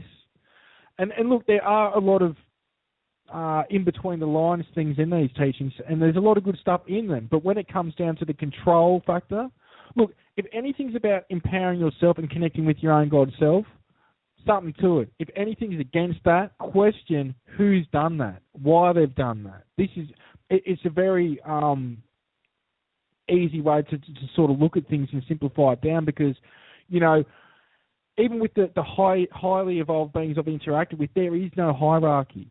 There is no I'm better than you, or there are councils. I haven't come across things where there's structure and, you know, like there is in militaries here, but there are councils where there is a format where everyone communicates and everyone's on the same page, all knows what each other are doing, but there's no structure like we had after the Tower of Babel and didn't understand each other, and we got kings and queens and religious establishments and judges and everything like that. So that's my take on what she shared on me, and some of that's what I believe too from my remembrance of a lot of things going on. Okay, thanks. Just to recap, Tower of Babel incident. I do remember recently reading that in one of Zachariah Sitchin's books. That caused. Well, that's where the word Babel comes from, like bad language or something like that, screwed up language. I'm presuming. Definitely. They made it so nobody could understand each other. Yeah, that's what that incident is all about. Okay. What I want to talk about here. I'm using your website here as a guide. I see you have some videos on how to help people with energy and healing. I suppose I might as well give you a brief run at talking about how these things work here. How to energize your water. I've heard lots of ways to do this. Put a crystal in the water, keep it in the fridge overnight, and also ozone, a good way to prevent aging and such, ozone water. But your way of energizing water, how do you propose people do it? Well, a lot of these types of things, whether it's food or water, even hosing your garden, it's a projection of imagination is creation. So this is where, even with simple things where you could have a girlfriend and you want to break up, you do that, in another reality you're still with that girl. Or this is where things faction off and break off, but imagination is creation. So a lot of this, how I do, whether it's my energy work or healing work, whatever people want to call it, but I'd rather call it energy work because it's working with different types of energy beams and vibration of the clients or whatever you're wanting to energize, is through thought. So directing and the intention of love, light, and energy, and it being at its best for not just it, but for yourself as well to partake in the body, and you can do this with food, is how simple it is. It's just blasting things with the energy. Now, I can feel it in my hands when I do that. I can even feel it as I speak now. I can feel people's energies and that type of thing. Now, some people, this is going to be crazy, but this is when you need confidence with this type of thing. Even holding the hose, and where you're holding a hose when you're watering your garden, if you're blasting that part of your hand into the hose and into the water passing through the hose, putting love and light and the intention into that, that's going to go onto the plants and affect the plants, anything it comes into contact with. So with energy and healing work, it has got to do with it, you know, for those that aren't acquainted with it, to use their imagination, because imagination is creation and it manifests that way through with confidence. And this is where, whether it's, you know, whether you believe Uri Geller or not, you know, if it's a spoon bending type thing, you know, like he says, it's all got to do with confidence. Don't think you can do it. No, you can do it. And this is how I do a lot of my work. I know I can do it. And it's not being up yourself. It's just having that confidence. Part of the structure of this Illuminati or whatever is that, no, you need reassurance outside of yourself. You need to think you can do things. No, you need to know you can do things. And this is where, you know, you can manifest the reality you want, because everyone is trying to work outside of themselves. And they're trying to change people. They're trying to sign petitions. They're trying to do protesting. But look, enough of us change within that projects outside of ourselves, like I've said so many times before. So when It's energy work. You do it from within and project it out. That's how it works. It's not fixed out there and then it comes within or whatever. It's always starts with number one, which is you, and then it projects outside of yourself. So a lot of this has got to do whether it's energy work for food, for healing, for water. It's really blasting and getting an intent of where you want whatever it is you're blasting to be, what vibration or state or health you want it to be at, and manifesting that through the energy, through working with its energy bands as well as yours. Because we've all got, whether you call it your Mercury or your light body, you've got all these different energies outside of yourself, which they look as one, but there's strings within them. And I sometimes work with clients clearing up blockages and things like that, and I can see them as energy strings, like strings on a guitar, and sort of tune them or clear out the blockages. So with a lot of this, it can help change. One thing when I've had Michael Lee Hill on the show, he said one time was getting a bowl that is 432 hertz, a crystal bowl or whatever, a Tibetan singing bowl, put water in it and play it, and that vibration also can change the water, and then you can drink that water. Now, if you think that's not going to work, that's not going to work. If you think it's going to work, it's going to work. This is where it's a projection of your own illusion. I'm an illusion. I'm a projection of everyone's own illusion right now listening to this. And you and everyone else is a projection of my own illusion. And it's what program do you want when it comes down to it? Do you want a program where things are too hard? Nah, that's, whatever. It's like with the money thing that you were talking about. You project that illusion into your life with affirmations and the meditations, and you get that money in your life. You get that program, that's what you've got. Oh, I can't do this. This is a load of crap, blah, blah, blah.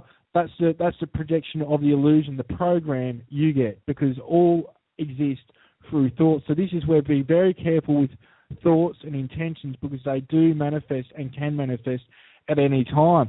But it's with the energy work, it's as simple as that, just projection of thought and energy onto water, onto food, onto whatever you want, healing. It's all works off the same thing, which is energy and intention.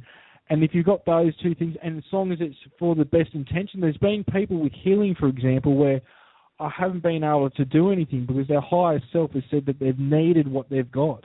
As crazy as that sounds to some people, they don't want a certain health problem fixed because they're on welfare, and that's how they get their welfare, and they can't get a job or they don't want to get a job. So this is their program. They need this because they like the sympathy they get from people with this. It makes them feel important because they haven't got many people in their lives. There's different reasons for different things. So, this is where what program do you want? And if that works, you think it's going to work, that's what works, that's what will work. With the water, it's very similar to Reiki as well. It's just literally blasting for as long as you want. The energy, see the water in your mind's eye or in your imagination being blasted and cleared with light. That you see energy bands spinning and swirling and cleaning up all the stuff in it to, for your highest good for when you take it in your body. There's even meditations that I've got on there where you can do like 30-second or 1-minute meditations of literally seeing in your mind's eye or your body being cleansed and bathed in this white light, and people can feel really I know so many people that feel rejuvenated after 30 seconds to a minute. They're at work and they're having a bad day, they're getting crap from the boss or from clients or whatever, and they go and sit down and do that for 30 seconds in a minute, and after they come out, within a minute or two, they just feel as good as new and they get back to it. So this is where there's many different tools and techniques, but again, it's what works for the person in their reality. If you think it's not going to work, that type of thing's not going to work, which is very important to remember. Thank you. Switching gears, one thing I want to discuss in regards to creation, the subject of creation, the whole Big Bang debate, because you're talking about source a lot, and that gets into the conflict of whether or not there was a Big Bang. It's interesting how mainstream science, they always say Arnio Penzias and Robert Wilson, those Princeton Bell Labs people, they detected cosmic microwave background radiation, and that proves that the Big Bang existed. But all those sources that say that, they never actually provide any proof or let alone evidence that what Penzias and Wilson found at the Bell Labs in Princeton had anything to do with the Big Bang. They're basically telling us that's what they found. Here's proof the Big Bang existed. If you don't believe that, you're a crackpot. Okay, well, based on what I've heard from other people, the fact that the universe, the multiverse, is infinite implies that there couldn't have possibly been a Big Bang. Now, there are some conflicting things about this.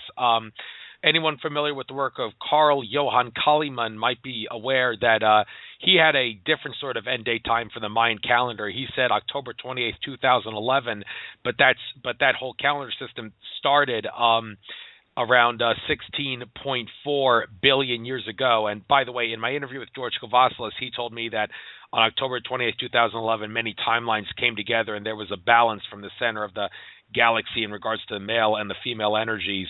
But in regards to the beginning of Kalimann's calendar, 16.4 billion years ago, people like Kalimann and also his Ian Zell-Lungold, who's talked about his work on presentations and such, says that might have started the beginning of the universe, the Big Bang. But I'm more inclined to believe that what happened 16.4 billion years ago was like a timeline incursion of some sort.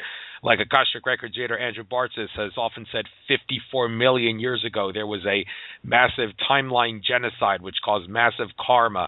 And I'm thinking maybe the same thing happened 16.4 billion years ago. And I like to point out that people like Alex Collier have talked about how what he called the founders created the universe. Now, would that be the Big Bang? But if they created the universe, how could the universe be infinite?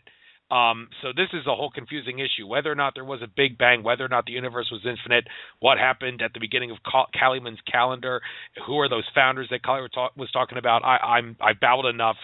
Peter, could you perhaps answer any of these questions to the best of your ability? Look, again, I just don't know. Like, with the Big Bang, I think it's a load of crap personally. All I've seen is what I've been shown. And this is where you could talk about George or whoever, and unless I've experienced it or I know of it, I just can't comment. I know what I experienced. I know what others experience with me. I, network and this and that, but this is where I just don't even take everyone's word. Unless it resonates with me, which some of that doesn't at all, I just don't go with it. There's so much crap being spilled out there by so many people that this is no wonder we're in the predicament we're in with the large majority of all of these. Science largely is a load of crap because they want to limit and put out what they want you to believe so so you think you are limited in what you can do. We are unbounded consciousness and we can do anything, and we are all that is and ever will be and has been in every single friggin' facet. When you look at source, that cell of source that you are connected to source as a whole, you are all that is. So when it comes to what you've spoken about, the only thing I would say is probably the Big Bang, I think, is a load of crap. The rest, I've just got no idea. But remember this, if that's their reality, it's real for them. This is where I can't break it down in terms of, look, to me, that doesn't resonate. I think it's a load of crap, a large majority of it. But to them, it's like so many people out there taking photos of dust or of a bug and it appears as a fairy. Now, maybe a friggin' bug is a fairy. I've got no idea, like my friend Giles Campbell, who I've had on my show, who was a scientist at CSIRO, who was a scientist, and he's an experiencer. He said the same thing, and where I got that saying from, because who friggin' knows? Like, I don't know. And this is where, if your reality is that black is white and white is black, that's real, because that's the reality you've projected. So whether it's the scientific theories or what George is saying or whatever anyone else is saying, if they truly believe that, and I don't mean they're not just saying it because, they're surmising something. Like I've admitted, I surmise some stuff. But if they truly know it and think that, well, then that's their reality. This is where be careful what you think and say and put out into the public, people. And if you don't know something, say you don't know something. And if you surmise something, say you surmise something, because there is so much crap out there, just like the videos I'm sent all the time. And I don't even know how to respond, because if you say, oh, that looks like dust to me, oh, no, that's my dead grandfather. Or that looks like a fake video because, you can clearly see the frigging thing CGI. No, this is real, blah, blah, blah. And it's been proven that even people have come forward and said they're fake stuff and people still believe it. Like, that's their reality. that fake bit of footage is true. That orb, that dust particle is a being or their grandfather. This is where, what can you do? What can you do? And this is where all I can say is my experience, my illusion, and put that out into the public, because that's all I can say. I'm convinced what I say is real because I've seen, I've got evidence, I've got witnesses. How many of these people out there even have any of that? Now, in saying that, that's not putting these people down. But, I give just as much validity to astral and psychic experiences as physical experiences. But there's a lot of people spouting crap out there that can't even have one bit of witnesses or evidence or anything for anything that they're claiming, and they want people to take it as gospel. So this is where each to their own reality, and this is where, again, I'm saying, people, be very careful about what you believe. Like I said, don't throw everything out with the baby with the bathwater, but put things into a grey basket, because one day, whatever you heard may connect with something else, but what can you do?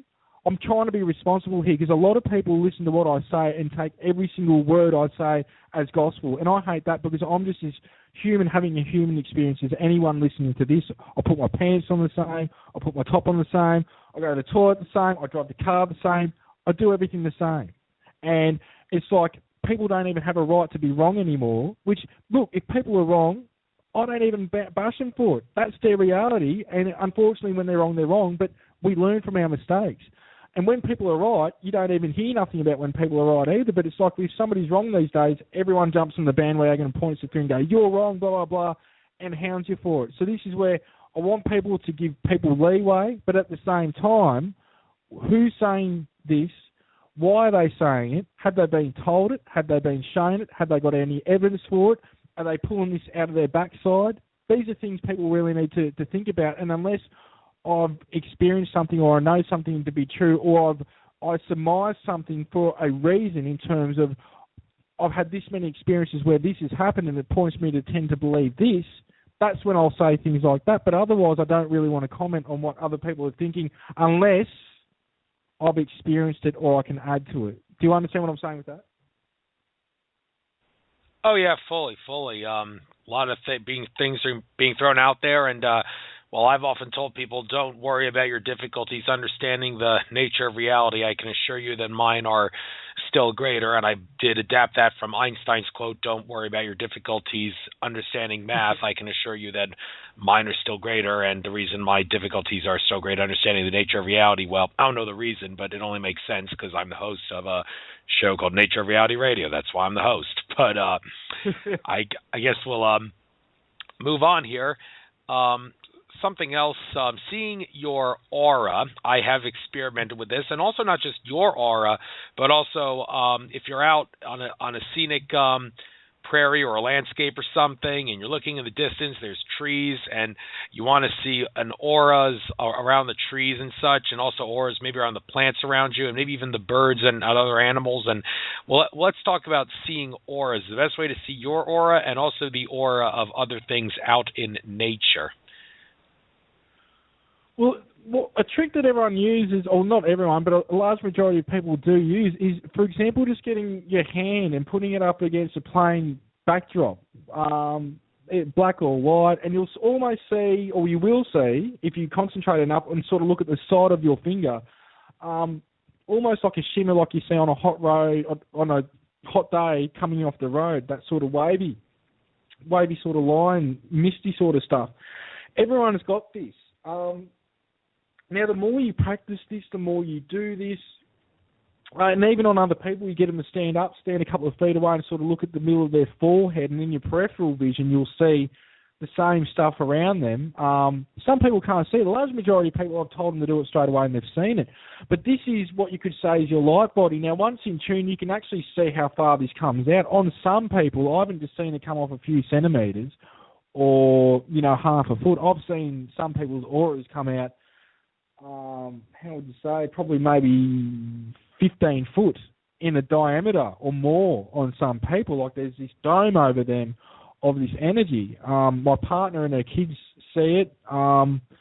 on people, which is great confirmation. But it's like the more you concentrate, the more you will get out of that in terms of getting in tune with that. Everyone is different. Some people will just see this clear effect and that's it. Some people will get colours. It's like the more you do it, the more you will get out of it. So this is one of the things where everyone can do it. It's just some people do it easier than others. Some people give it more time than others. And if you practice it, you can actually see it. And with that is very much like the psychic component of how you can read people's auras and get information about them. So you can tell about people's health or energy blockages or information by the first thing that comes to mind a lot of the time, which is how remote viewing is done, which the US military's done, and I think other militaries and black ops have done around the world, and it's been known to work. There's a lot of remote viewing groups out there which is seeing distant places or information there's a technique they do, but then there's other types of remote viewing, which is basically doing it without paper and a target number and so forth and getting information that way. But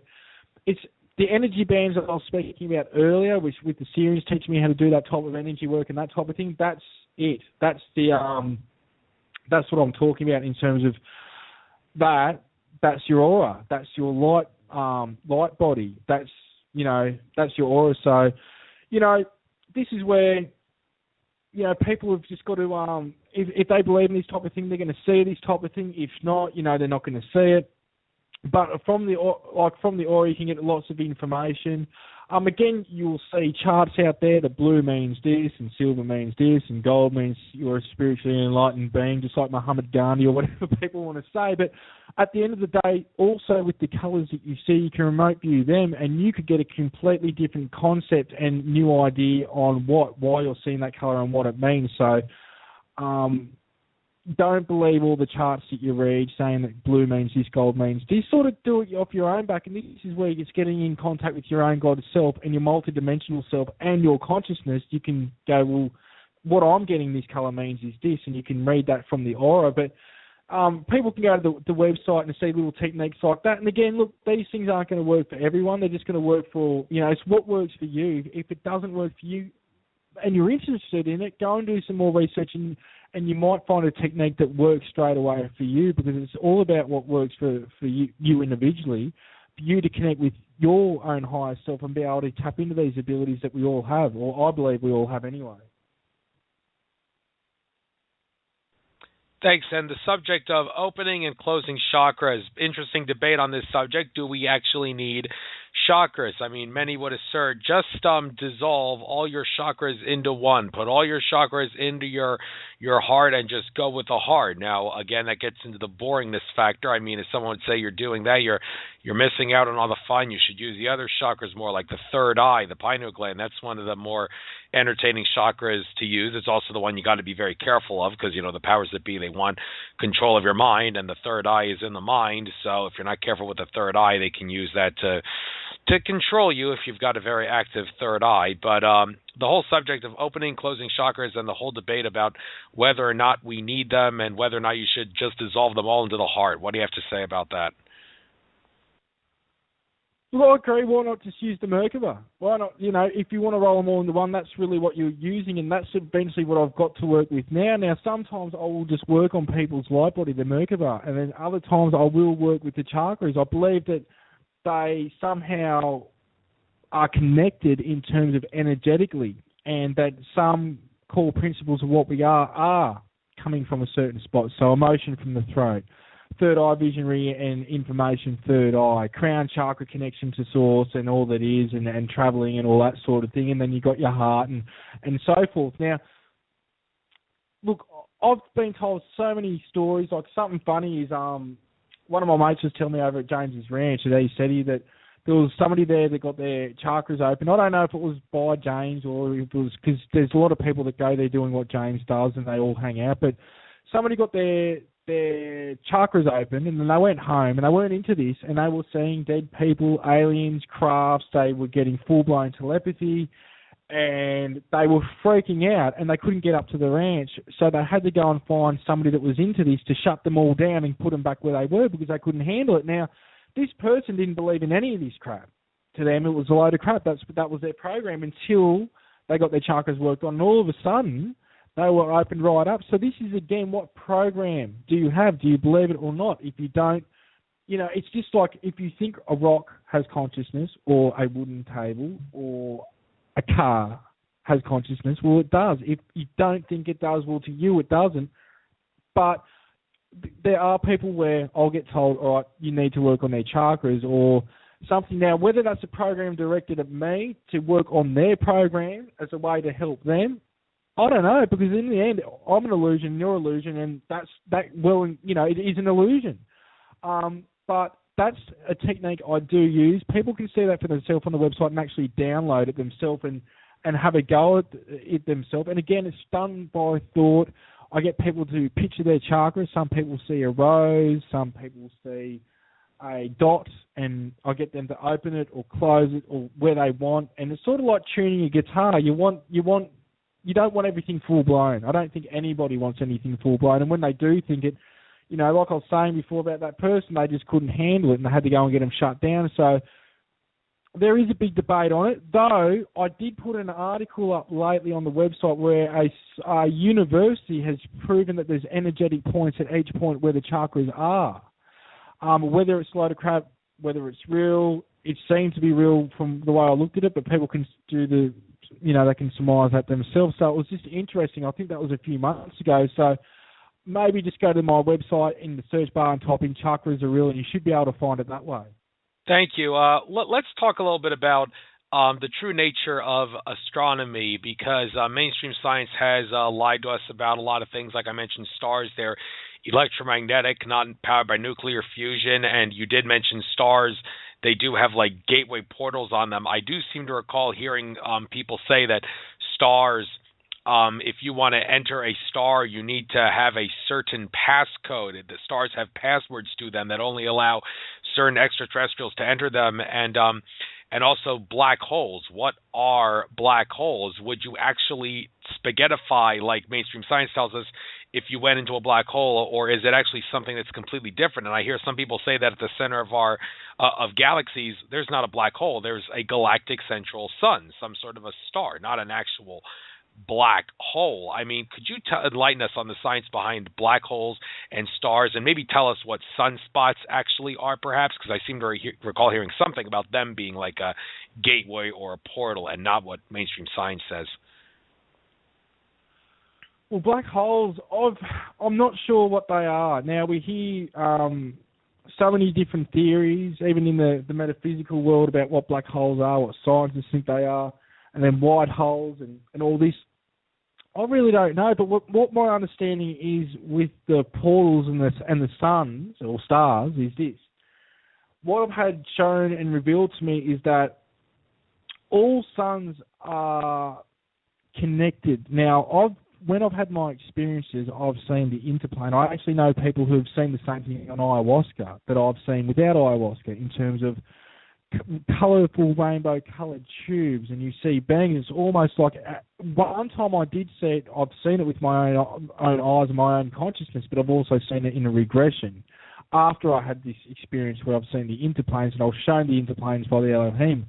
Now, the interplane between each dimension, which I rather hate saying dimensions, because I believe that there's actually one dimension, but there's different vibrations, which people call dimensions. And in between each vibration is the same place. It's the same interplane. So whether it's a ghost or an interdimensional being or a craft, I believe they use the same mechanism to go from point A to point B in a lot of cases, unless you're like some type of master and you're just going to, like I was talking about earlier, how they can just teleport from point A to point B through swapping particles that are the same sort of thing. But what I've seen is this interplane, and the interplane is the same place to transport. Now, there are blockages on some of them. For example, with the gateways and the portals where I was talking about before in Sirius, in Orion and the Pleiades, which you can't even see, but if you have the knowledge where they are, you can use them. They take you to the higher realms. But what I've been shown is that all stars, once you go into them, they're actually portals to go out at other places, and there's the same interplane. So you go in and you pop out at the same interplane, and then you pop out wherever you want to go if you know how to navigate it. Now, if there's passwords, I haven't been told about any passwords. What I've been shown is this level of consciousness gives you more access to the higher realms, like the higher vibrational places. So if you're coming from a place of love and your intention's good and everything like that, maybe you've got access to almost anywhere. I don't know, but I don't know anything about any passwords in portals to get access to wherever. I've just been shown that, what I've been shown, and that's that all these stars are connected. We've seen footage, I think, of the Soho, I think they call it, where there's crafts. Sunspots, not sure what the sunspots are. I do know that beings live in stars as well. Now, people say how that's even possible with the heat and all that, but if you're thinking about it from a 3D side of things, yeah, well and truly, how could anything live there? Unless you know the true nature of reality and that heat is an illusion, therefore you can put up with it and it doesn't affect you, or you're in another vibration, and in that vibration, heat's a completely different thing. So the portal aspect, it was funny. Mary Rodwell, who I've related to a few times and I'm good friends with, she's got this picture behind her in a lot of the interviews she does on Skype, and I've got an show with her tomorrow, actually, and you can see behind her this weird painting, and it's stars and a few planets. And I can remember she told me a kid walked in straight away and said, that's a portal, and she could tell her where this portal was, and it's a star, and this is where a lot of things of what experiences are saying confirm things. Now, you could look at this the other side of things and go, well, how do you know this person hadn't read these books and got the same information? Like about owls, I've had experiences with very large owls, and then I find out later Jim Sparks and Whitley Stream and others talk about owls, and I had no friggin' idea, but how do people know that? They just don't. I could have read it in a book. You don't know. So this is where, again, people got to go with their gut feeling. Some people have remote viewed these stars and got information about portals. Some have astral traveled and used them. Some people have full recollection of going in stars and popping out at other places, whether in past lives or when they're having experiences. But it seems to be a common thing talked about now that I've talked about. I seem to attract people, and then I'm finding out people have been talking about this for a long time. The other side of it too is it might explain the knowledge with the suns. You hear about the sun gods and all this. If mainstream science is saying that these types of things don't exist, and then the Illuminati and those in those powers that do know it does exist, well, it's a fair way of how to keep the knowledge for yourself and not let others access it and make us look like we're crazy and be ridiculed for it. So with the black holes and that type of thing, I've got no idea. I can surmise all day about it, but when it comes to the portals and the suns, I can tell you what I've been shown and what I've seen. But that's sort of what I can say on that side of things. Okay, and also, do you perhaps know the science behind supernovas? Because if stars are not powered by nuclear fusion, which they aren't, then that means the science behind supernovas and how they work and what they actually symbolize is now what mainstream science tells us. Any comment on what supernovas and how they actually work? No, but look, people have got to remember, science isn't even touching the sides on a large majority of things. I think we need a balance between science and technology. There's people I know and who are under regression, and some of these have been remembered this or seen this under regression. Some people will remember this or know this and have seen this with their consciousness. And that's moving and putting solar systems into place, like creating their own solar systems, literally beings pushing planets and stars into place. You come across this lots with Dolores Cannon's work. Mary Rodwell, she's, again, I've brought her up and she's told me, about some dude saying he put this planet into place. And I've had people tell me this themselves. So you hear that and you go, geez, that's pretty far out there. Some dude to say that they've pushed a planet, but is it really when we look at everything else? This is where supernovas, if we believe, and I'm saying, I'm not saying either way, but if we believe when we see stuff from NASA or the Hubble telescope or whatever of a supernova, and that's a supernova, well, they well and truly could exist. Here's the thing with a lot of stuff. How do people know a lot of this is even real, what we're shown? Like the pictures on the moon, and then we see structures on them. How do we know they're real or they're not real? Unless you know the direct source and you can say definitively, not on belief, but knowing that these photos are real. How do you know this is even real? How do you know it's not a program put in place to make you think it's real, unless you took that photo yourself or you designed the Hubble Space Telescope and put it into space yourself and saw it, How many people saw that even happen? Now, I'm not saying it hasn't happened, but this is where, whether it's supernova or what I just said about people pushing planets into place, how do we know this is real? We don't, and this is where we've got to keep everything in the grey basket unless we know all things hook up. But supernovas, I don't know. Maybe that's a manifestation of source still exploding itself, creating new places. But then again, when you think about planets being pushed into place by beings, creator beings that's their job, it sort of opens up your paradigm to a lot more than supernovas and things like that. It's like how that's possible. And if people believe this is real, then it's real. But, you know, that's pretty far out. You know, it was even fit for me to take it in when I hear information like that. But I do believe some of these people that have said this to me after I've been told it enough times.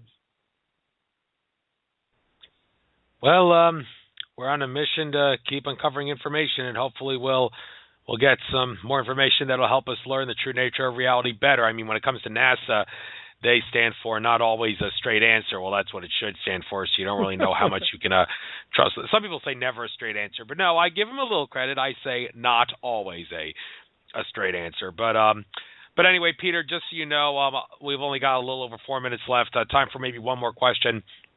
The future of humanity to spiritually awaken. I mean, there's all this talk about 2017 being a time of great consciousnness expansion and maybe even ascending into a higher dimension of consciousness, crystalline body, that kind of thing. I mean, but other people, like even Andrew Bartz has cautioned against this. He said, now listen up, people.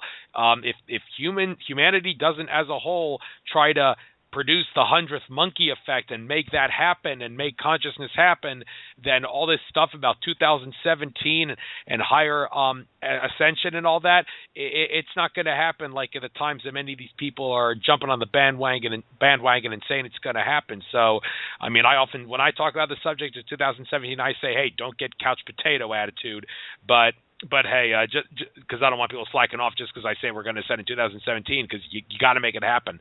So just so you know, I'll give you about maybe 3 minutes here. The live feed is going to end in 3.5 minutes, but I guess we can go a little over just so you can answer this. What do you have to say about the future of spiritually awakening and the 2017 ascension subject and that?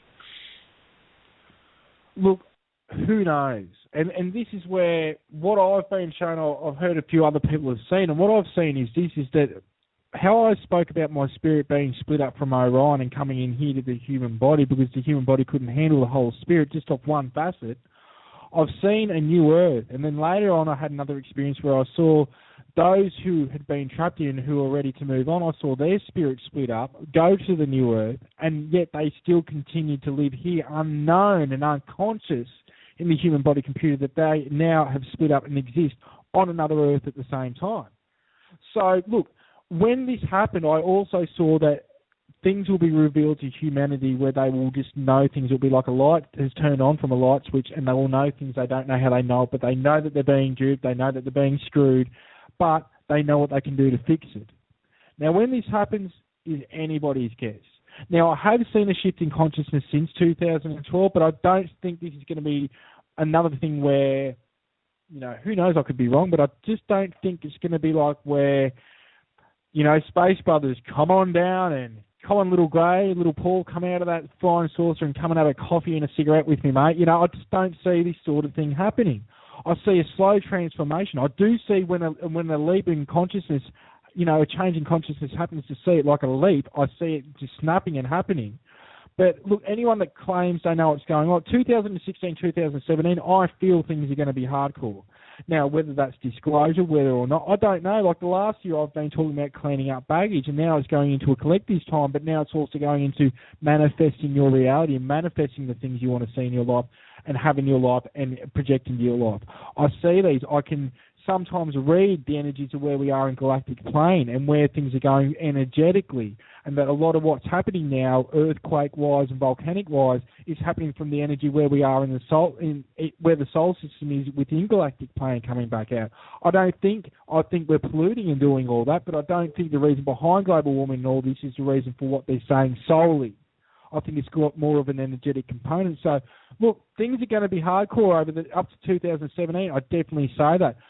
Why? I feel it's the energetic component. I feel it's people walking in their own power more than ever. I see everything being reformed, whether it's money or government and everything else. But is this the answer to everything? Is it time to sit down and smoke weed all day and think, oh, everyone can just do whatever, it's going to be fine? No.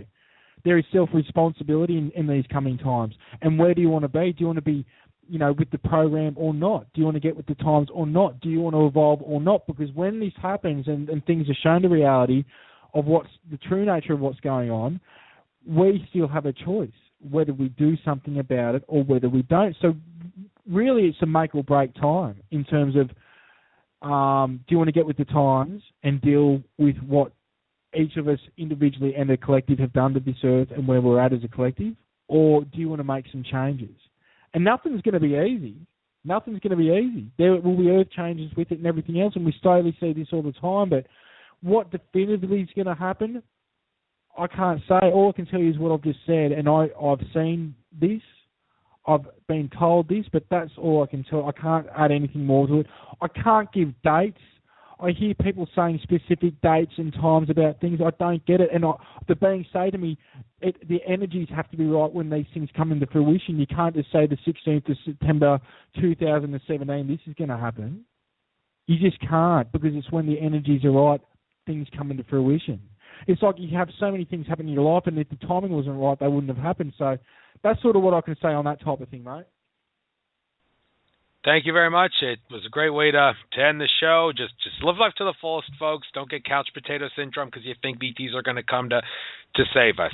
That's not the way to go. You have a purpose, and that's why you incarnated in this on this prison planet known as Earth to wake us up out of the prison planet. So with that being said, Peter, I'm going to tell you the same thing I tell all of my guests, the most emotional part of every show.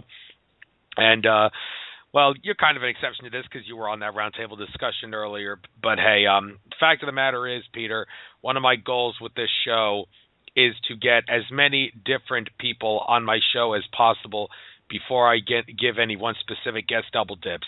You are a fascinating individual. I have no doubt that if I wanted to, I could do another show with you. However, I regret to say I probably will not, in all likelihood, be asking you to come on my show again, but that's only because I need to give thousands of other fascinating individuals a chance at some glory on my show. But mark my words, this was a great interview, and I'll spread this info far and wide, upload it to YouTube and everything, and, well, I only hope it'll help the rest of humanity. Thank you for coming on my show. It was a pleasure. Thank you very much, mate. All right. Cheers, thanks. Cheers. So long. Take it easy, mate. Folks. Later. Sorry, I put you on mute, but later. All right, that's the end of this show. Next week, Wednesday, I will be having Jay Widener on. I did read Jay Widener's book, A Monument to the End of Time, which he co-authored with Vincent Bridges. It was about the 2012 subject to some degree. We'll be talking about that, Nostradamus, astrology, all sorts, some myths and some doomsday stuff maybe, because he was in the Conspiracy Theory with Jesse Ventura episode on 2012. Jay Weiner was. Definitely want to listen to Michelle Walling's interview with him that she did recently on In 5D Radio. So Jay Weiner will be the guest next week. So without further ado, namaste everybody. This is Andrew Fisher signing off. Enjoy the rest of your trek throughout infinite consciousness.